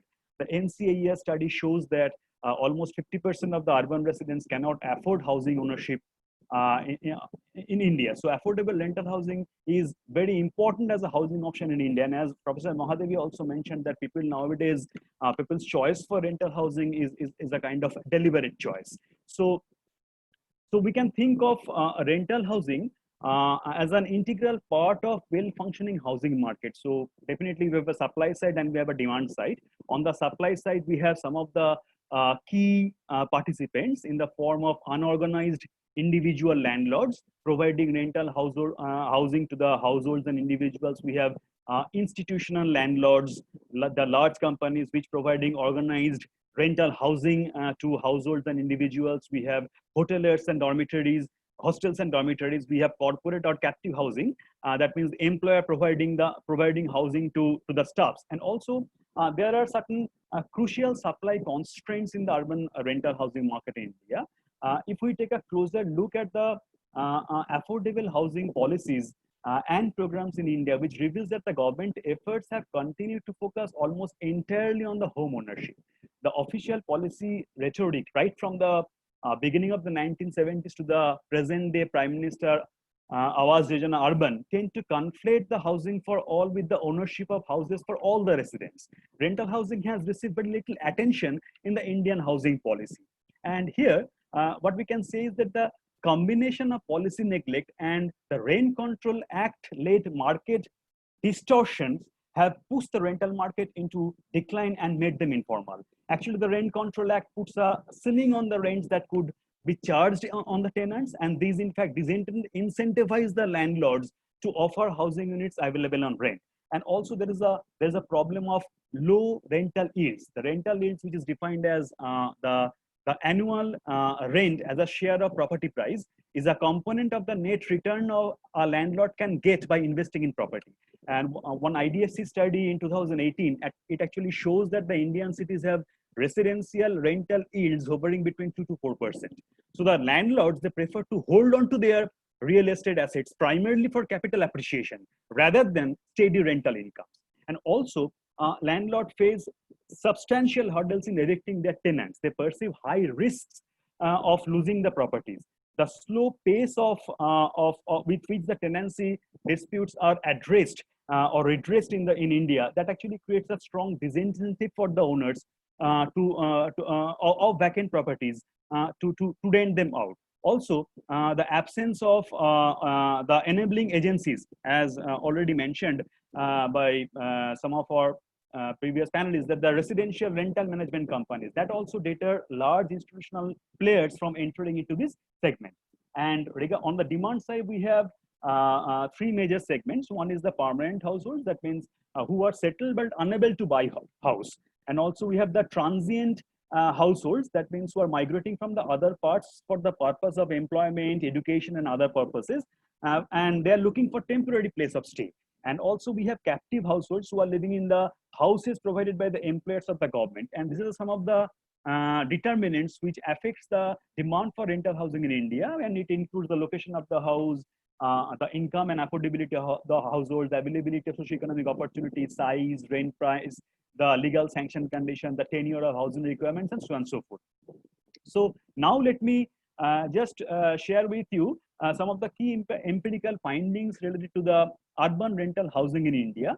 And what the main, what table one, it actually mainly says that more than 1/5 of the households, almost 11% of the households in India, they lived in a rented house in 2011, and almost 4/5 of them living in the rented houses in India were in the urban sector. So this is indicative of a heavy bias towards the rental housing in the cities. And if we take a look at the upper left figure, then we see that the number of households living in the rental houses in India, it actually increases by 7.1 million between 2001 to 2011. And out of which the contribution from the urban sector was 6.4 million. So this suggests that almost 90% of the increase was contributed by the urban sector. And also the census information shows a marginal decline in the rentals of the share of total housing from 28.5% 2001 to 27.5% in 2011. However, the national sample survey data shows a marginal increase from 34% to 35% during the same period. And one reason for this difference is the high share of informal rental arrangements which are not captured in the census data. And most importantly, if we take a look at the right corner below the bottom figure, the number of households living in the rented houses and vacant houses. So this is quite interesting. The number of vacant houses in the urban areas that actually increased from 6.5 million in 2001 to 11.1 million in 2011. And also there were 1.3 million occupied locked census houses in India in 2011, and of which 0.7 million were in the urban sector. At the same time, the technical group of the urban housing shortages in 2012 calculated the unmet demand for rental housing at about 7 million units. So thus we have a peculiar situation where unmet demand for rental housing coexists alongside the vacant residential units. And regarding the nature of contracts and access to basic amenities, there are 3 important points to note. First, from this particular table, we are finding that almost 70% of the houses, so they are rented without any contractual agreement. Importantly, in these cases, the renter actually fixed between the landlords and the tenant and tend to be higher than the standard rates. Clearly, so what we are seeing is what we can say is that the mutual understanding is perceived to be the more trustworthy and more economical than the cost of compliance to the prevailing legal provisions. And also some social aspects are there. For example, in India, we have the prejudice of the landlords against a particular strata of the society. That also acts as a major hindrance. So the renters, they prefer to navigate the social relations and references to find the rental accommodations. And second, it has also been observed that the household living in houses with freehold owned or hired or employer quarter and with written contracts, they are actually substantially higher mean total floor areas of the dwelling units as compared to the households which are without written contracts. And also in terms of access to basic amenities, it has been observed that the renters are worse off. Overcrowding is the common phenomena among the renters, and is even more worse than the slum renters. And the own households, they have a better access to the individual toilet and water supply than the rented accommodation. And these aspects are very crucial. Why? Because these are the very crucial because the condition of the housing, the availability of the basic amenities, along with the quality, act as an important determinant for the residential housing market and its rent prices. And third, the NSS data reveals that the proportion of households living in the hired houses rises as we move up the MPC quantiles in percentage figure. So this implication is quite important because it actually implies that the rental housing market is accessible to and affordable mostly to those households who are high on the income ladder. Therefore, it raises serious concern for the economically weaker section for the access to rental housing. And here, in terms of spatial distribution of rental housing, I think Professor Tiwari has also mentioned that some 4 states, Tamil Nadu, Maharashtra, Andhra Pradesh, and Karnataka, they almost 55% of the total, 40 to 55% of total urban respondents, they reside on a rental basis. And this is due to the high influx of migrants to these particular states in search of employment opportunities. And in terms of city sizes, which is evident from this particular figure, NSS data shows that higher incidence of rental housing in larger towns and cities of India. And it has also been observed in some other studies that the bigger cities like Chennai, Kolkata, Bengaluru, they have more than 45% of slum dwellers living in the rented accommodation. And regarding the rent prices, there are 2 important points to note. First, there has been a substantial increase in the mean monthly rate from rupees 1168 in 2008-9 to 1919 in rupees 1919 in 2012. And also second, also we are seeing that the mean monthly rates and their annual growth rates were also seen to be increasing as we moved from bottom to the MPC quantile categories. And if we look at the city-wise distribution, here also we are observing that the mean monthly rate was substantially higher in large towns or cities as compared to those in the medium and small towns. And there is another standardized measure which is known as the mean monthly rent per square feet of floor area, and it also shows the same kind of trend and pattern. So all this implies that the city location is also another important determinant of the rent price. And These are some of the policies having direct or indirect implications for rental housing in India, which, as I mentioned, has not been accorded its due importance. For example, if we consider the Rajiv Awas Yojana, the official document shows that that only 7,627 rental dwelling units in 20 cities and 9 states they were sanctioned, so I'll come back to this affordable rental housing complexes later on. So let me just put some another thing. It is important to note that here in Indian context, that as per the constitution, housing is a state subject, and therefore states they have exclusive jurisdiction over over any legislation on the rental policies. For example, central government's flagship NURHP program that made the receipt of grant conditional to the amendments of Rent Control Acts, which is a very archaic laws. However, it is difficult to reform rental legislation through centrally directed policies like JNURM because of our constitutional obligations. And also there are some state-specific political issues. For example, in 2016, I have seen in one study that the Maharashtra government proposed to free residential properties bigger than 847 square feet for residential properties and 540 square feet for commercial properties from rent control.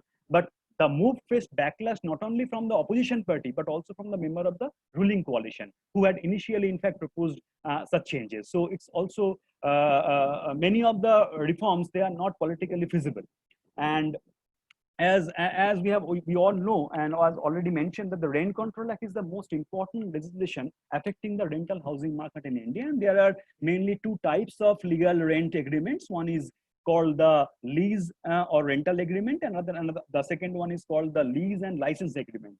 The lease or rental agreement is covered by the restrictive rent control laws, and under such laws, the amount of rent that can be charged is based on a formula devised by the local authorities. And in many cases, the cost of construction and the price of land are both based on historical value and not on the present market valuation. So older properties, they generally tend to fetch lesser rent. And on the other hand, the lease and license agreement only grants the tenants a license to occupy a property for a period of 11 months with an option for a periodic renewal. And due to the ambiguities associated with these, with the rental agreements, landlords are increasingly relying on these lease and license agreements in India. In fact, this has become a standard mechanism for landlords and tenants to bypass the RCS. Now, essentially, the Rent Control Acts and the legislation in India, they actually propose to serve two principal objectives. One is to protect the tenants from eviction and to protect the tenants from paying rent more than the fair or standard rent. It actually puts a ceiling on the rents that could be charged to the tenants. But the implementation of the RCS actually disincentivizes the landlords to offer housing units available on rent. The act actually undermines the trust landlords have in the state's protection of their property rights. So we have seen reduction in the supply of rental housing.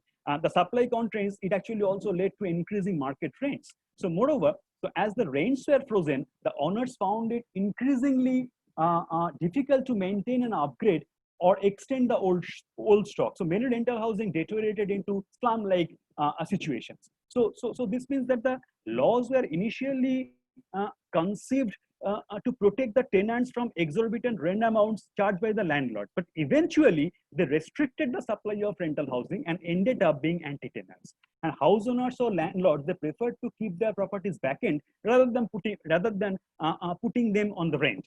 And here, so Draft Model Tenancy Act 2019, it actually aims to bridge the trust deficit between the tenants and landlords by clearly delineating the obligations of both the parties, both the landlords and the tenants. And it has got certain seemingly good features. For example, it has the provisions for, say, capping of security deposit to a maximum of 2 months rent. It has a heavy penalty provision for heavy penalty on the tenant for failing to vacate the premises on time. It has restrictions on the landlord for arbitrarily hiking up the rentals during mid-lease period, and so on and so forth. And all these seem to balance out the common problems faced by both the landlords and the tenants. And proposal also there has been proposal for establishing the rent courts and rent tribunals to quickly solve the disputes connected to the rental housing and this can better ensure the effective enforcement of the rental contracts. And so obviously the registration of more and more tenancies, including those which are in informal nature, would be helpful to know who actually the landlords and the tenants are and where their houses are. So, but there are some flip side. In the flip side of it, there are some basic problems. For example, the Act renders all the urban poor or the non-poor who fail to enter into a written contract as illegal occupants. So, as Mr. Unnal also mentioned about the problem of illegality. So there are also possibilities that these tenants may fail to understand the legal jargon and they become susceptible to the misguidance by the landlords or the brokers on whom they depend. So all this could further marginalize the urban poor if proper safeguards are not taken. And also the MTA mandates the contractual agreement between the to be registered with the rent authority, but it does not give away the provision for registration under the Registration Act and the Stamp Duty Act. So this entail additional payments by the landlord and the tenants. So the result is the increase in the cost of compliance, which actually incentivize them, especially the urban poor, from entering into any formal contractual rental agreement. This could be a serious disadvantage. Moreover, the Act is not, because of this constitutional obligation, the Act is not binding on the state, because as land and urban development and housing is a state subject. So it is still a matter of choice for the states and the union territories to repeal or amend their existing acts. So essentially, actually what we require is a fair and balanced tenancy law protecting the rights of all the parties. This will then go a long way in formalizing and stabilizing this rental housing market. And also important here is to distinguish between the residential rental and commercial rental as advocated by the Task Force on Rental Housing in 2012. Generally, it has been observed that the powerful commercial the interest group, they vehemently oppose any rental reform. So resistance to the residential rental reforms could be ensured through this bifurcation of rent control laws into commercial and residential part. And this is the recommendation of the Task Force on Rental Housing. And let me just revert back to those affordable rental housing complexes. As now, this is as my previous panelists has already mentioned what are the features of affordable rental housing complexes are. And so regarding these affordable rental housing complexes, so let me just mention some of the some other practical factors. For example, it is fair to expect that the rental housing complexes will be different from slums, not merely because they have some fancier construction, but because they will provide some basic urban facilities, basic urban amenities which are required for daily living. However, realities portray some different pictures. Although there are certain things like there are conditionalities that these affordable rental housing complexes, they are saying that the provision for building dwelling units with basic civic infrastructure, but in Mumbai region, affordable housing blocks have been constructed next to the polluting industry. It has been observed, or it has been mentioned by some study, and sometimes 5 feet apart with lack of sunlight and corresponding public health risks. And there may be a possibility that the ARHC can be a high-rise blocks, and that the landowners can fit more blocks into the land by reducing the distance between blocks, which will having some negative health impact. And also, there are problems related to the implementation. For example, Mr. Unhale mentioned about the Mumbai Metropolitan Regional Development Authority's rental housing scheme way back in 2008. So there is a study which mentioned that this Mumbai Metropolitan Regional Development Authority's rental housing scheme in 2008, there were certain problems with the implementation part. So there was limited planning on how MMRDA would manage the real estate scheme once the housing stock was built. And also the government had to sell the units because ultimately it was politically difficult for the government to act as a rental management agency to identify the rental users in a fair and transparent manner, to raise the rents or to force eviction in case of any non-payment. So these are very serious politically sensitive issues. So Yes. another. So Mahadevia sir, in interest of time, we can be just brief and just it's over. Yes, you can go to the next slides. I will just touch upon the issues. Yes. Yes. If you can just 2 seconds, just go to the next slides. Yes. So this is a work I mentioned that the Delhi work which we did for the Delhi government. And the major finding was similar to what Sen sir was saying, that the willingness to pay for all the services, including basic amenities, came out to be around 1,300. And the average rent per person, which the willingness question which we asked, this is a study which we did in Bhavana, and DSI, IDC have more than 30,000 flats unused there. So similar strategy which we just discussed, we tried to do in Delhi. Using the vacant properties, vacant land, not much, also the pandemic strike, but also we looked into some women hostels. Most of the issue pertains to identification of beneficiary, design, and others. But the good news coming out that, people are willing to pay for such services. Next slide, sir. You can just go on just to the, yes, slowly, yes. Yes, sir. More. And these are, sir, next. Yes, you can go on. Sir, you can go on. Oh, so my part? No, sir, just go on to the last slide. Yes. Recent survey we also did on city makers, life in there of COVID-19, impact of lockdown 3.0 on city makers. And there also we tried to call out some of the information pertaining to rent, what is happening with the poor, where they are able to pay the rent or not, and many reverse migration. We'll talk perhaps some other day. So next slide, if you have anything. Yes, many events we did with that. Next slide. I think we'll stop there. Yes, I think just in the interest of time, I think Chair Professor, I can invite Chair now to make a brief comment, and then we can quickly go to the discussant and just do some panel discussion. Professor Mahadevia, if you're there. Yeah, thank Yes. you. Sorry for taking such a wonderful presentation everyone had. So yes, please. Yeah, so very diverse presentations and very interesting presentations, from theory to the factual insights into what is happening in the rental space. So what I think, based on what it is that there is a need for more study, particularly because Dr. Akshaya Sen made a presentation of possibilities that this new policy affords, and it may be useful for the research community, and this is for maybe Mukta, to sort of you are doing that housing report, and so pick up a theme or something and pick up some 10 cities or whatever and see where the rental housing policy is going and so on. Because a very quick brief understanding of what is going on, what are and I think as researchers, those who are in the research field, is to look at the barriers that might need to be overcome in making this policy more effective, because we often are sort of tempted to case studies which are successful that we need to do, but we also need to see how the policy could be improved. The second thing is that this is very entirely state-centric activity, and some states might pursue this vigorously and some would not.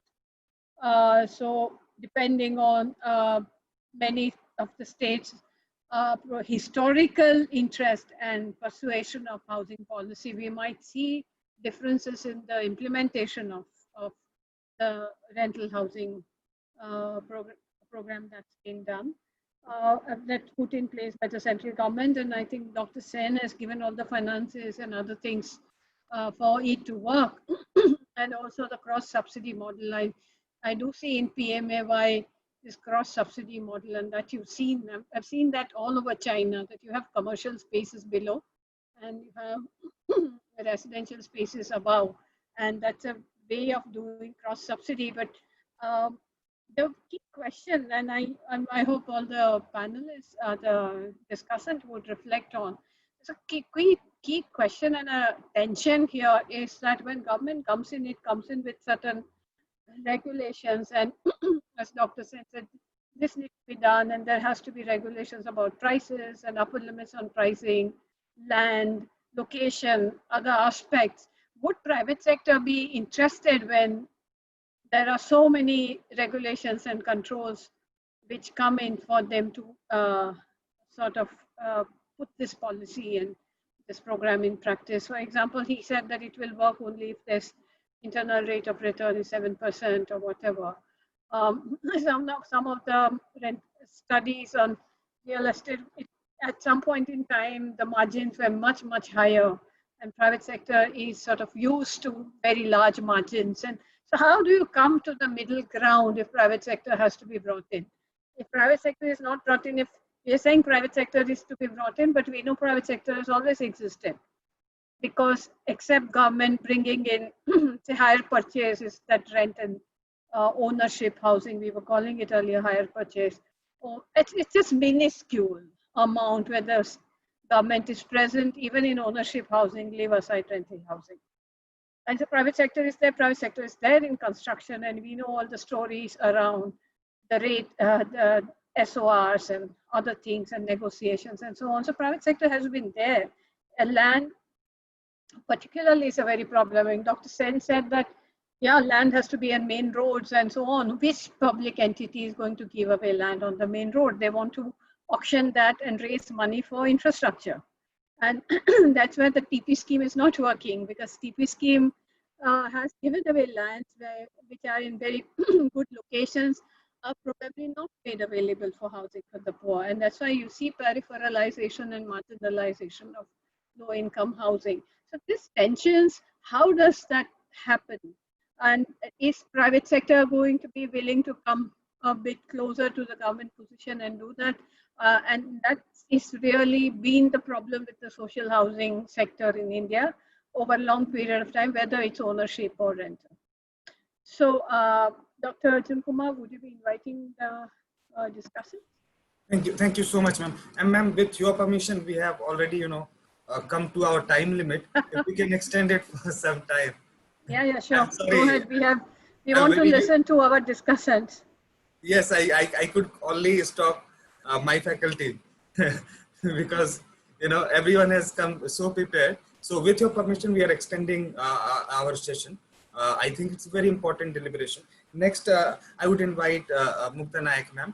Mukta Nayak ma'am is fellow at Center for Policy Research CPR, and Mukta ma'am has worked a lot on typologies, a lot of work on Gurgaon and also all over India, that how migrant workers, where are they living, what are the issues, and CPR also engages with so many stakeholders. So I hope Mukta ma'am will also share those things and enlighten us. Over to you, Mukta ma'am. Sure. Thank you so much, Arjun. It's really a privilege to hear so many excellent presentations which spanned such a wide array. But basically what I'm hearing, and it's also my own perspective that's helping me hear that, I guess, is that there are certain ground realities that the policy or the way we understand housing hasn't really taken into account.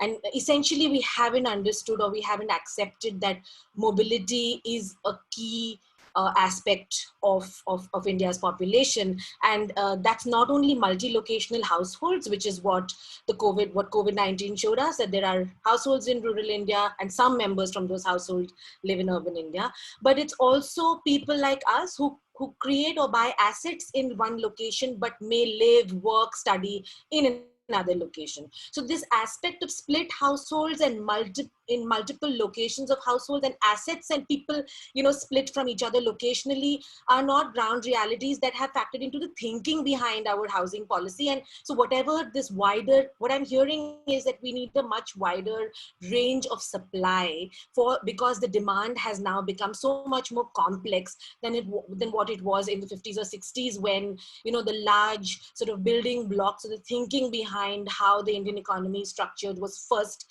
laid out. So this post-liberalization, globalization economy has features enduring features from before, but also many new things. For example, Professor Tiwari mentioned the growth of manufacturing and services, but CPR's work now shows that, and also the work of World Bank shows that spatially, a lot of the manufacturing is happening outside of the city cores, and we are dispersing this because, again, manufacturing is also escaping the kind of regulatory high costs of compliance, high costs of land, etc., that large cities might be demanding of them, or like in the case of Delhi, where pollution laws or concerns over these kind of things have evicted industry from the city. So the question of labor and where work is and where assets can be created is one key question. The second question is of property urbanism, and the idea that buying housing is as much about creating assets as about having a roof over your head for many people in this home. And so a poor migrant whom I interview in Gurgaon would rather invest money in that, creating that asset wherever he or she can afford it, than invest money in trying to even invest in a rent to own option in the city if it were available. Now, that's a question we need to ask, because if we go in for a rent to own model, we need to know that there are takers for those models, which then brings me to where policy is being created and at what scale. So a lot of these policy imaginations which are created, which are thought of at a national or a state scale, really need to be now nuanced at a more local level, because the kind of mix of urban poor, how much of your urban poor are actually migrants, how many of those migrants have domicile or are seeking footholds in the city, versus the category that is not ever going to really want to, or is not, basically that life cycle that Professor Tiwari presented now needs to be contextualized, I think, not only for the Indian context, but also for different locations in India, because certain parts of those life cycle may or may not really be, I mean, the demand may be more skewed in certain parts than in others. And your point on the public housing or social housing being missing is well taken. And just wanted to come to this idea of we're conceptualizing now, we've all accepted that some form of a real, we really need to think about what kind of rental market we want to create. And there is a move towards overall a policy move towards wanting more formalization or recognition. And Ms. Unhale brought up very well the sort of contradictions with political economy, but also with the reality of informality. So when we have private actors, public actors and non-profit actors all into the mix, it's very important, I think, to realize whose strengths lie where, and then think of models that way.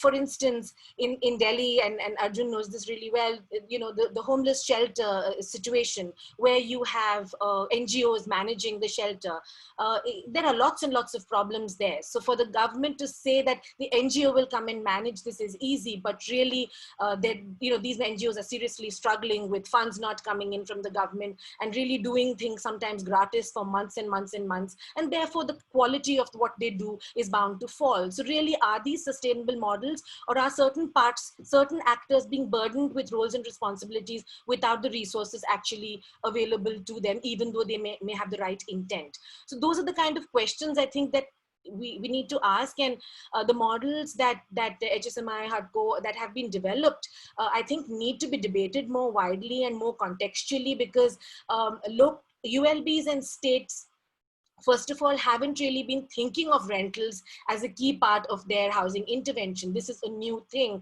and COVID has given an impetus to it. So I don't think there's enough language to think about models which are workable right now, and that's reflected in the kind of parliamentary questions, etc., that have been received in the last few years, where there's been so much focus on these 11 million vacant homes, and every time this responses have to be given that there is a spatial and income disconnect between where these vacant homes are and where the demand actually is. And this may seem obvious to us who are in the sector, but there is an educational and awareness role that I think we have, where larger, broader stakeholders need to be taken into this conversation.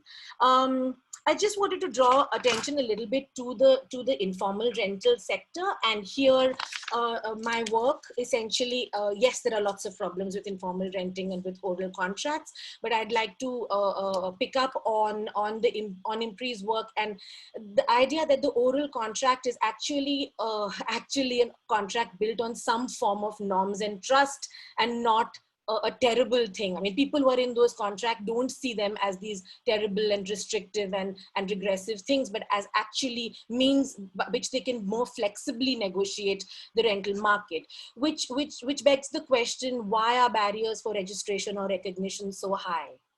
Is there, and this is the classic question of dealing with informality. There is a duality, there's formal and there's informal, and that entire space in between is difficult to tackle. Similarly with housing finance, I mean, this we've been again talking about for years, that people with informal incomes cannot actually get housing finance. The products on offer are essentially personal homes that are rechanneled to housing finance, which means that they have higher interest rates and they're inaccessible. And I'm bringing this up because the informal sector, and within the informal settlements spectrum, certain kinds of settlements like urban villages and resettlement colonies that actually have better tenure are places which are good focal points for creating rental housing, which then becomes an income generator for people who live in these locations, and also creates a lot of supply. And this is already happening, you know, with whatever means and instruments are available.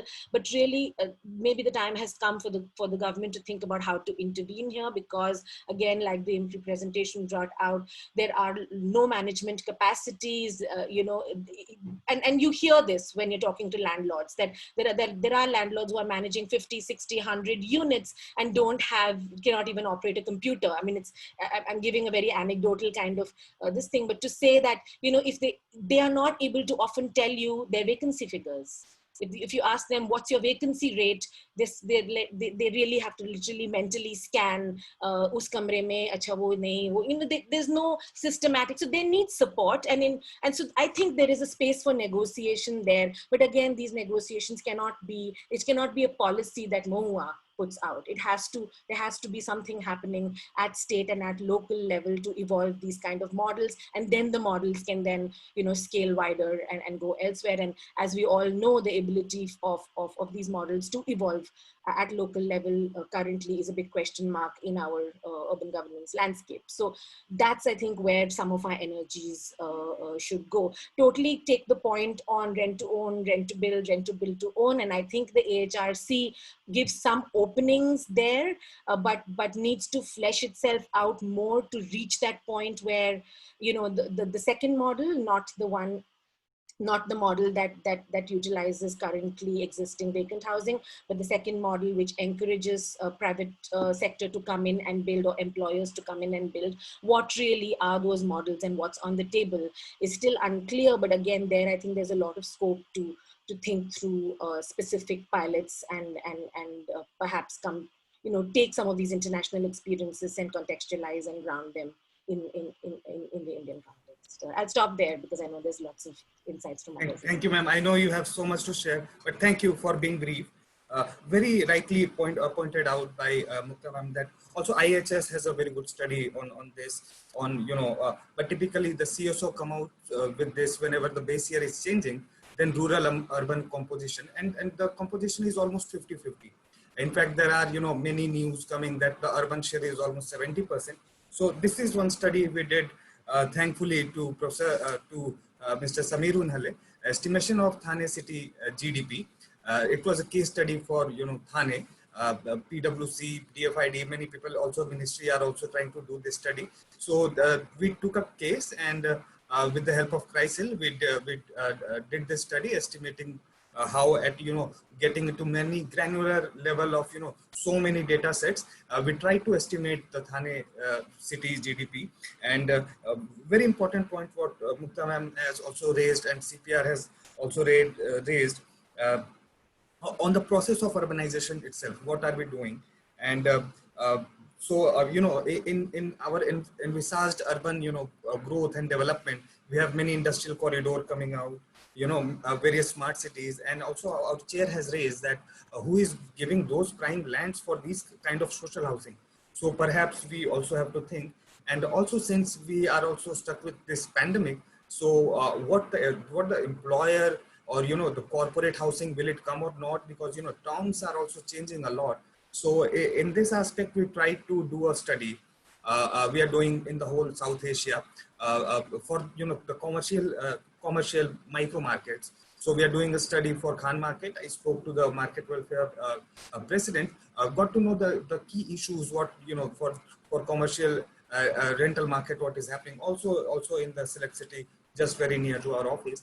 We are also doing this study in the main market of Nepal and Bangladesh to see what kind of emerging relations are coming in terms for these entities and enterprises. It's typically a MSME enterprise study, but there also the rental nuances are very high. I cannot tell here in record what landlords and what these renters are saying to each other and how things are moving. There is a lot of churning in the market. On that note, I would also like to add that also the whole real estate market, myself and Vivek also writes a lot that this real estate, the prices market is going to crash, but it isn't so far. Let us see. Even if it doesn't crash or even if it doesn't grow, then the real growth rate would be negative. So that is happening from last 2-3 years. Stopping there, I would quickly invite our next discussant for the session, Mr. Dhawal Munani, CEO at First Home Reality Solutions, Rajkot. Sir is also associated with IDFC. Sir, over to you. Kindly try to be brief. Yeah, thank you, Mr. Kumar. I would also like to add that apart from these two roles that Dr. Arjun Kumar mentioned, I also head the Department of Housing at Anant National University. And we've recently come out with a report. Sorry, I missed that. No, not at all, please. We've recently come out with a report which talks about the paradox of vacant housing based on an extensive primary survey, part of a city series. And the first report is on Ahmedabad, where officially known 14% of housing is vacant. But what we found that in government projects, the vacancy number goes as high as 30 to 40%. So there is definitely some basic and very fundamental structural problem in renting in India, which we haven't been able to overcome. And if you look at it at a broad level, it simply is that the yield in India does not exceed 3%. Between 1 to 3% when your risk-free rate presently is 6% plus. Now, even when we looked at the government affordable housing policy, rental policy, with a couple of funds, we did a deep dive. And we just took basic assumptions, and we found that this would be doable maybe in 10 locations in Bombay if the government gave super prime land. So if you just take a very, very back of the envelope calculation, every person requires 100 square feet of 10 square meters of floor area. That's 100 square feet, and even at a very basic 2,000 rupees per square feet of construction, you're looking at 2 lakh rupees. If you take a 20 to 80 equity to debt ratio, equity at 20%, return, debt at 10%, you need to generate 2,500 rupees just per person, per bed, just to break even. So, this whole assumption that we'll be able to make rental housing available at 900 per bed, 1,000, 1,200 per bed might not be possible with the private sector being involved. There has to be a still fundamental rethink of this thing. Even if you subsidize it, you can't subsidize more than 10% going into commercial. And even if you rent that commercial out at 300 to 400, it's going to be very, very difficult. Rental housing as a model with the private sector will be very, very difficult in the current state of affairs. And even talking to bankers, what we found that the priority sector lending, when it is passed on, the actual cost of capital to a developer is close to 9%. So, this whole idea will have to be rethought. Now, when I was briefly at ISB, where we had established a Center for Emerging Market Solutions, where Professor Tiwari was also, was teaching real estate. We had done a study on rental. This was quite some time back, 2010.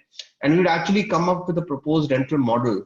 And we found that under very special circumstances, you could make it work for the lower income segment. The biggest problem in this was, of course, maintenance, collections and all, because that is a much bigger challenge in the lower segment than it is at the higher segment. So that will fundamentally remain. So unless the government takes primary responsibility, has a first loss guarantee thing in space, and there's a heavy subsidy going directly to the developer, I see it extremely unlikely that any developer will want to come in at the lower end of the spectrum. Everybody, I work with a number of other affordable housing or even middle income housing developers in Bombay and a number of other places where we are jointly doing some things. Everybody is interested in rental, but in the present environment, structurally, it is not possible. And I don't think even if this policy is announced, any major player would step forward to it. We will have to go and take a look at what is happening other places in the world where the government will have to take responsibility for the bottom of the pyramid.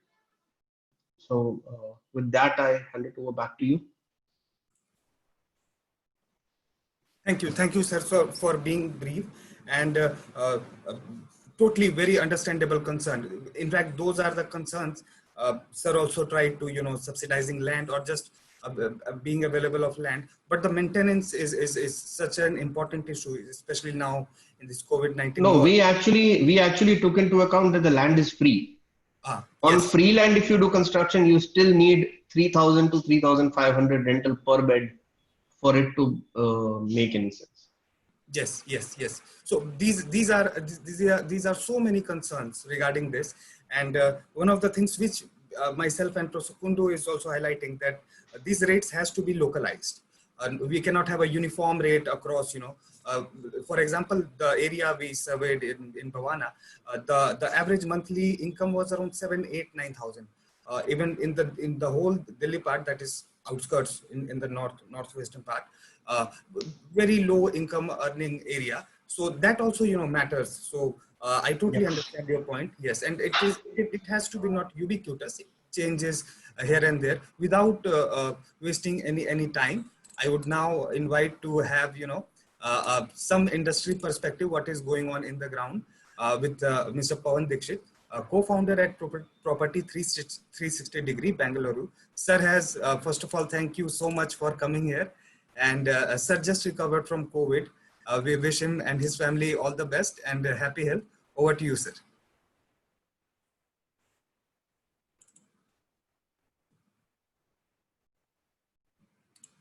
Pawan sir, you are on mute. Sir. Yeah. Sorry about that. Yeah, thanks, Dr. Arjun. And I think I'll just pick it up from where Mr. Dhaval left, where he mentioned about collecting the maintenance and management aspects are quite challenging, lower the spectrum than compared to the mid or premium properties. So we definitely have seen this happening on ground.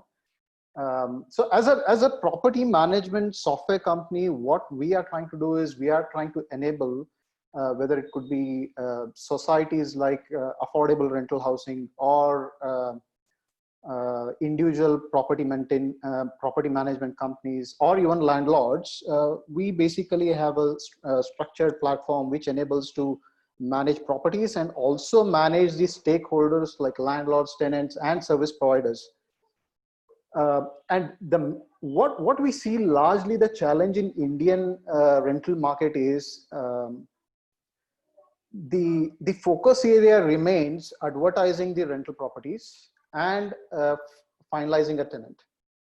But there is a lot more to it when we look at rental cycle. So rental cycle, once you finalize a tenant, you have to do the agreement. You have to manage the movements.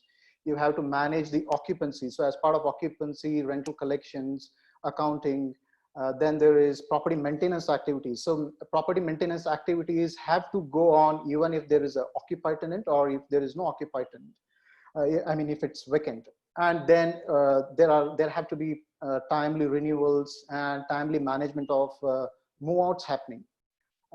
So, and also many people, as Mr. Professor Tiwari mentioned, that India as such have a lot of landlords who manage their own properties, and there is a lot of leakage of rental yield between once a tenant moves out and a new tenant comes in. Okay, so that is where the lot of property management activities, a lot of property managers can add value. So if we look at compare it with structured market like Australia, and if we look at Indian market, probably over 60 to 65% of the rental properties are being managed by professional property managers. While here in India, I see at least 90% of the landlords managing their own properties. So just before the COVID, I happened to meet a landlord who is managing around 200 commercial properties on his own with his small accounting team.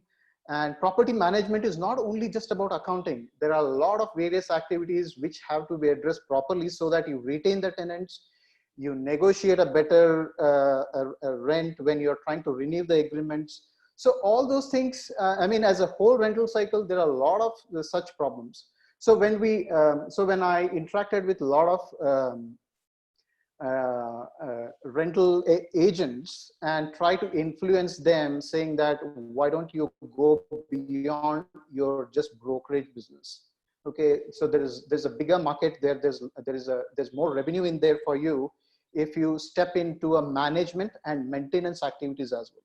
So there is a stable and sustainable recurring revenue. So even today, RERA, after having RERA for last 3 to 4 years, what we see is there are around 40,000 odd RERA registered agents.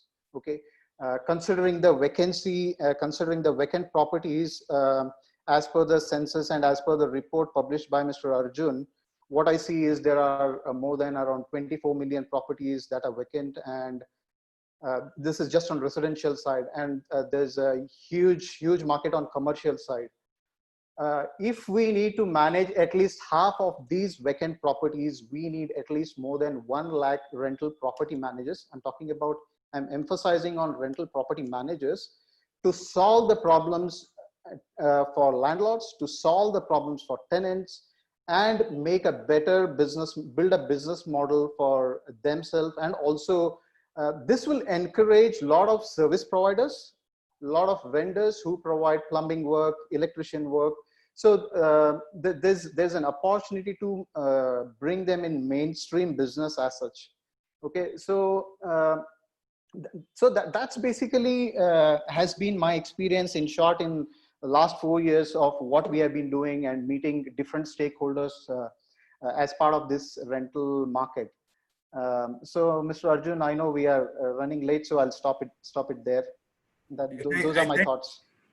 Myself and all my team and all our panelists are so thankful to you for coming here, and we wish you all the best and good health to you and your family. Very pertinent point, sir. Yes, yes. And I've been discussing with sir since they have started, and also with many other companies. I'm also on many board and advisory in many of them in Indore and other areas as well. The point which these companies or startup is also trying to make that see there is a large gestation period of the delivery of these projects.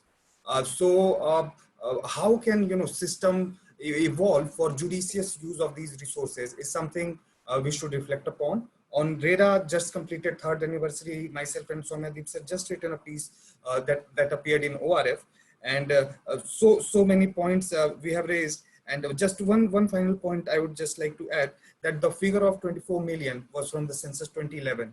And I have been discussing with, for example, the director of Institute for Human Development. I told him that, sir, the urban stock of housing is going to double because of what has happened in this last decade.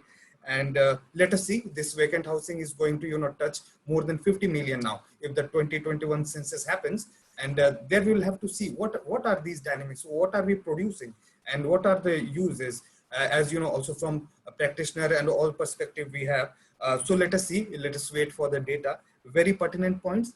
I would now invite our chair to comment, and in the interest of time, we all the panelists can have 1-2 minutes of the feedback, and then we can wrap up.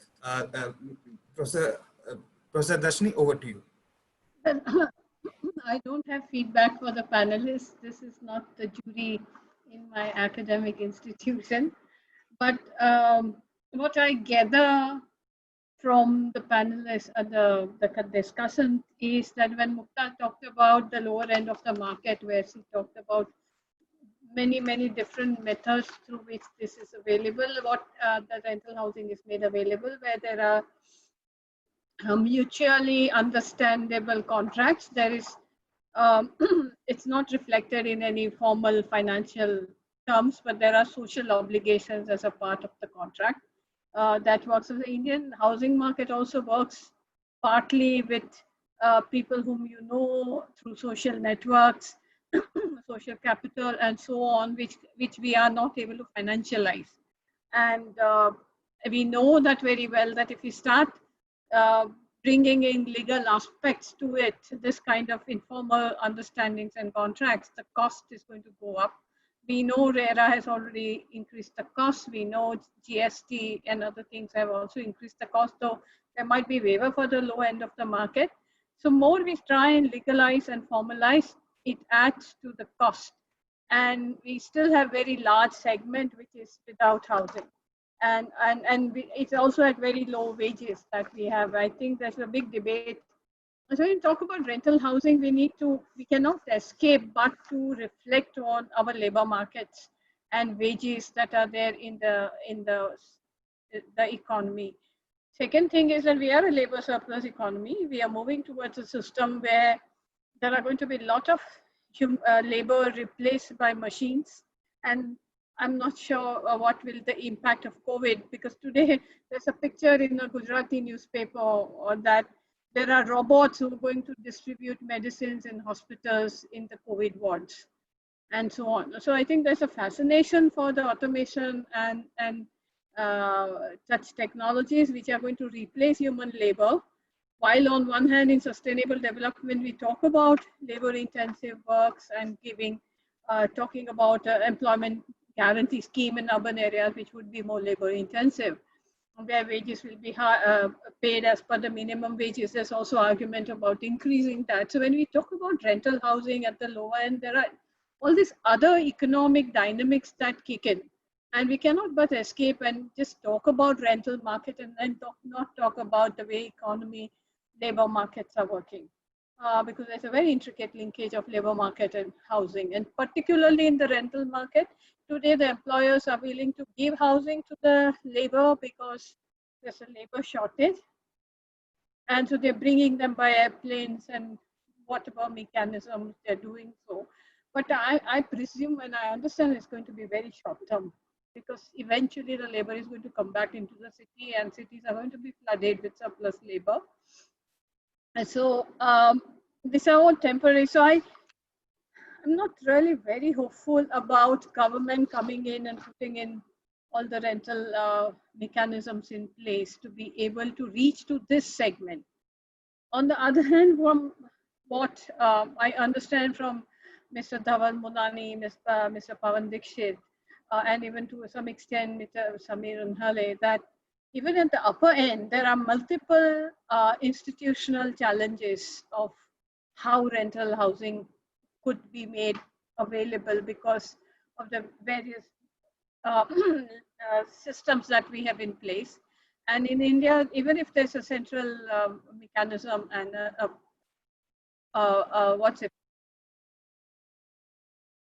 it will do what they think they are going to do. So central mechanisms work only as a sort of incentive, but the states are going to continue doing the practice that they have in the housing segment.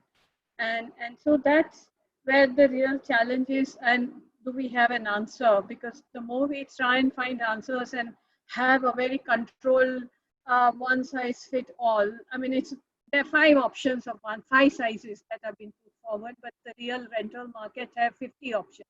There are 50, I mean, multiple ways the rental housing works. And when the government comes with the scheme maximum, it has some 5-10 options. And to fit that model coming from the top onto the ground, it's a very, very challenging aspect, even in the formal upper end of the market.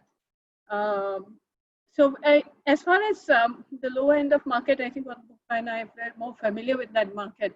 When we were doing this rehabilitation scheme for the Sabarmati riverfront evictees, we would have very common a landlord with 100 units built. And so when the rehabilitation has to be done, then he comes in with all the people that he would want their names to be entered into the list. I don't think with coming up of government policies from the top, the leakages, malpractices, I think Mr. Unhal has very sort of candidly admitted and said about the kind of real issues that we face. We all know that no matter what scheme you put in place, who comes in as a beneficiary and through what mechanism the person comes into beneficiary is a big question. In the political culture of one group favored over others and so on, it becomes all the more problematic to have objective mechanism to put in place of identification of beneficiaries, etc. So I think it's good that we have this scheme from the government and something will come down, then nothing as far as not there till now, there has been only emphasis on ownership housing, and for last Ray talked about rental housing, dormitory housing, but Ray, as we know that anything good in India doesn't last very long in terms of policy. So Ray met his infantile death, and now we have all other mechanisms put in place. I've seen many of the PMI scheme, and I live on an urban periphery, and there's a PMI scheme near me, which is starting at 25 to 30 lakh rupees. I don't know who urban poor, it's my colleagues in my university who are going to afford that kind of a housing and not the poor. So I think if we're going to be, whether state comes in as a welfare system, and I think somebody asked advice, government not coming in, I think Mr. Dixit said that we need government, no, Mr. Monani said that we need government to be taking responsibility of the housing. But does the government put its money where it says it wants things to happen? Or government is putting money somewhere else and making all kinds of promises on the other hand. So do we have allocation of, let's say, we don't even have allocation of 3% or 4% of budget on public health. So I'm not sure where we are going in housing. Education, we talk big about new education policy and we're not even reaching 6% allocation to the sector. So I think we should also, when we talk about rental housing and all other housing policies, to also campaign for increasing allocation to the urban sector. You can't just say that urban sector is private sector driven and need more money to be able to do many things. And one of the obviously thing is the land, which Dr. Sen's entire model is based on availability of land.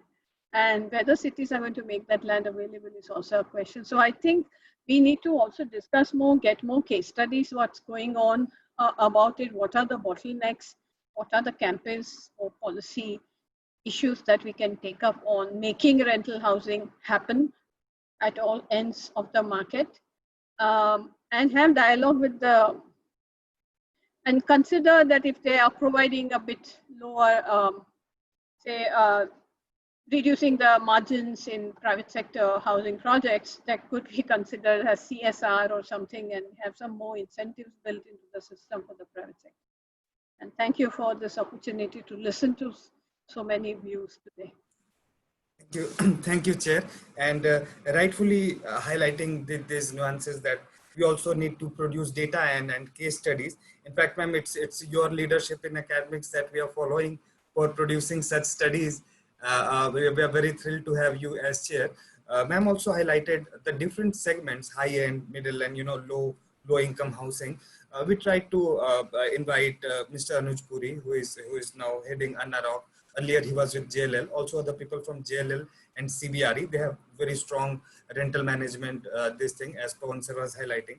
Perhaps in our other deliberation, we'll invite them. We have worked with them earlier, and we know that these issues are just not concerned with the low end or the public social rental housing we're talking about, but it's, at the top heavy structure, it's also the whole market is facing, trust and trust deficit. For middle class, it's like so bigger, this confidence issue, the courts and everyone is involved. Even at the high segment, things are not going well. In fact, we will never get to know what the deals are going on because it's such inflated, and we will never get to know. So very rightly, ma'am has raised these points. And one more point we were trying to raise that earlier also, many years ago, I was in HUDCO sitting with Sensor, and we had no data, no idea about the housing prices. We also tried to look into the registration at the local registration for the circle rates and which all we have, but we also do not have any data. So if we do not have any market price or the registration price, many of the websites, 99 acres and those give some micro markets data on the website. We do not know how we can reflect upon that. We have NHB and also RBI comes up with some data. Myself and Prof Kundu have tried to do something for Copenhagen Consensus and Tata Trust. Reports are on the website. But yes, these are very important issues. And there are also many studies I wanted to touch upon. HUDCO sanctioned a study under HUDCO chair for the prejudices and discrimination, other issues. ICRI are also doing a study. Professor Tiwari is involved, funded by Ford Foundation. Many works are going in silos.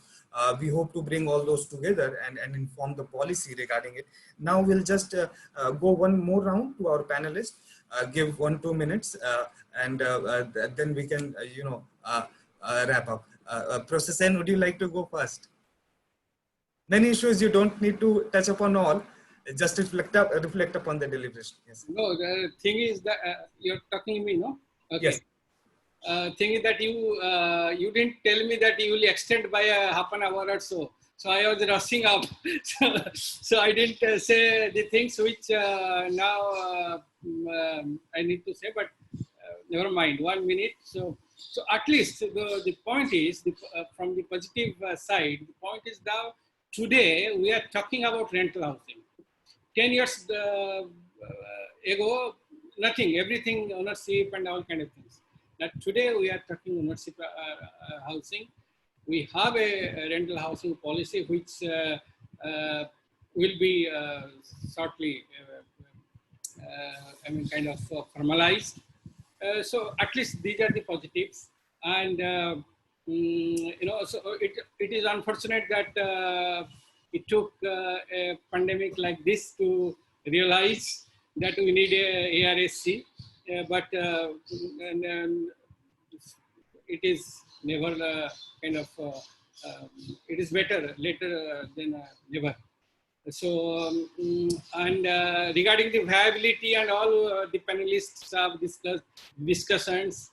It is viable. 900 rupees, sir, you can do it. The discussants, I think Mr. Dixit and Dhaval, they were telling it is possible. So let's, if time permits or if we all agree, we can do a brainstorming and we'll see it is possible. So if there is a will, there is saying, no, there is a will, there is a way, it is possible. Land along the major roads. I didn't find time to explain that. So what we propose that we can have a complex Awa-Jawa shelter, maybe one, then after 15 kilometers, something like that. And it may not necessarily be just adjacent to the road, but wherever it's commuting facilities and all kind of things, these things. So I think that's it. So thank you, sir. And I agree with the mixed model, because if the ground floor and some part can be commercialized and tapped upon, then that is possible. Okay. Otherwise, yes, in that silo. So those are very innovative, and thank you for encouraging all of us to brainstorm on these very important aspects. Thank you, sir, for joining. I know we extended the time. We are just trying to wrap. One more thing regarding private sector. Now you might be knowing that NURHP, KDI, under them, all these private, they're so enthusiastic. I don't know whether it will bear fruit or something like that. They are already a separate websites under NURHP, under KDI and others. So that shows enthusiasm. So whether it will kind of resulted or converted into the action, time will tell. Yes, thank you so much, sir. We look forward to your leadership in these aspects. I would quickly go to Professor Piyush Tiwari. Sir, floor is yours. Thank you very much. Thanks a lot. There are a few points I want to make here. One is that in the policy, most of the policies have somehow been more focused towards home ownership, though there have been some touch and go kind of approach towards rental housing. I think the first thing that we need to do is to look at the whole continuum of housing tenures. Without that, I don't think we can solve the problem of housing for all. And the second thing which I would agree with Dhaval and also with Pawan is that the rate of return on some of these housing models is not enough for private sector to kind of enter into that. The IRR which was mentioned earlier probably will not attract any private sector. And that's the problem with many of these models.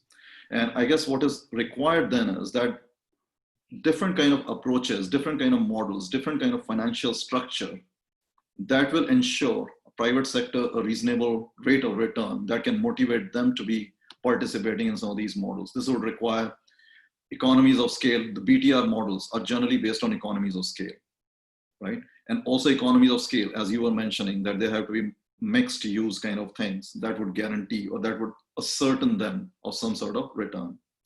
Property management, as Pawan was mentioning, is an important thing, and that is the holy grail of the whole situation. Developers are not necessarily the property managers. They're not good. So you need specialized entities to do those kind of activities. Mukta was mentioning about disconnect between where the supply is and where the demand is. Rightly so. Besides that, we also need to understand the life cycle of a household where there is also a kind of trade-off between consumption motive of housing and investment motive of housing. And at what point that investment motive starts to supersede the consumption motives, that's where the asset aspect of housing will come. So I guess it's a much more nuanced approach that we need to take when we are dealing with housing markets. And that's what probably is required. I'll stop. Sorry. Thank you so much, Professor. I know it's very late there. We'll just wrap. Last words I'll give to Mr. Samir Unale, sir. Over to you. Yeah, I think we are moving towards the concept of everything as a service. Mobility as a service. So probably it's time we'll reach housing as a service also very soon. The COVID shock is going to be quite significant for the housing industry in India. There are a lot of unsold stock is already there in many of the metro cities. And I think this entire deliberation that we had today would definitely throw some light on the way we can move ahead.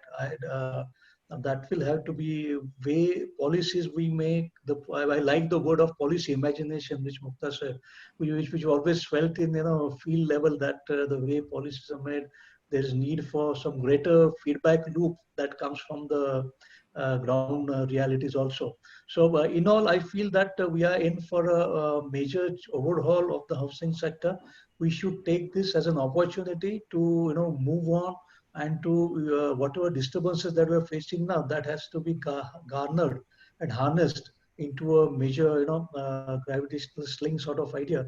And I'm confident that when there are certain ways thought, there is a concrete policy, most importantly administrative will, political will and social will, and the community participation, many sectors have changed, and I'm confident housing sector will also change for good. Thank you. Thank you so much, sir. Thank you all the panelists for joining and being so kind and grateful, taking out time on such a short notice. Unfortunately, our partners from and panelists from China and US are not able to attend the session. We'll take the opportunity to have future events. Now, quickly, I'll go to Darshini ma'am to have a quick 2 minutes concluding remarks, and I can just give a vote of thanks.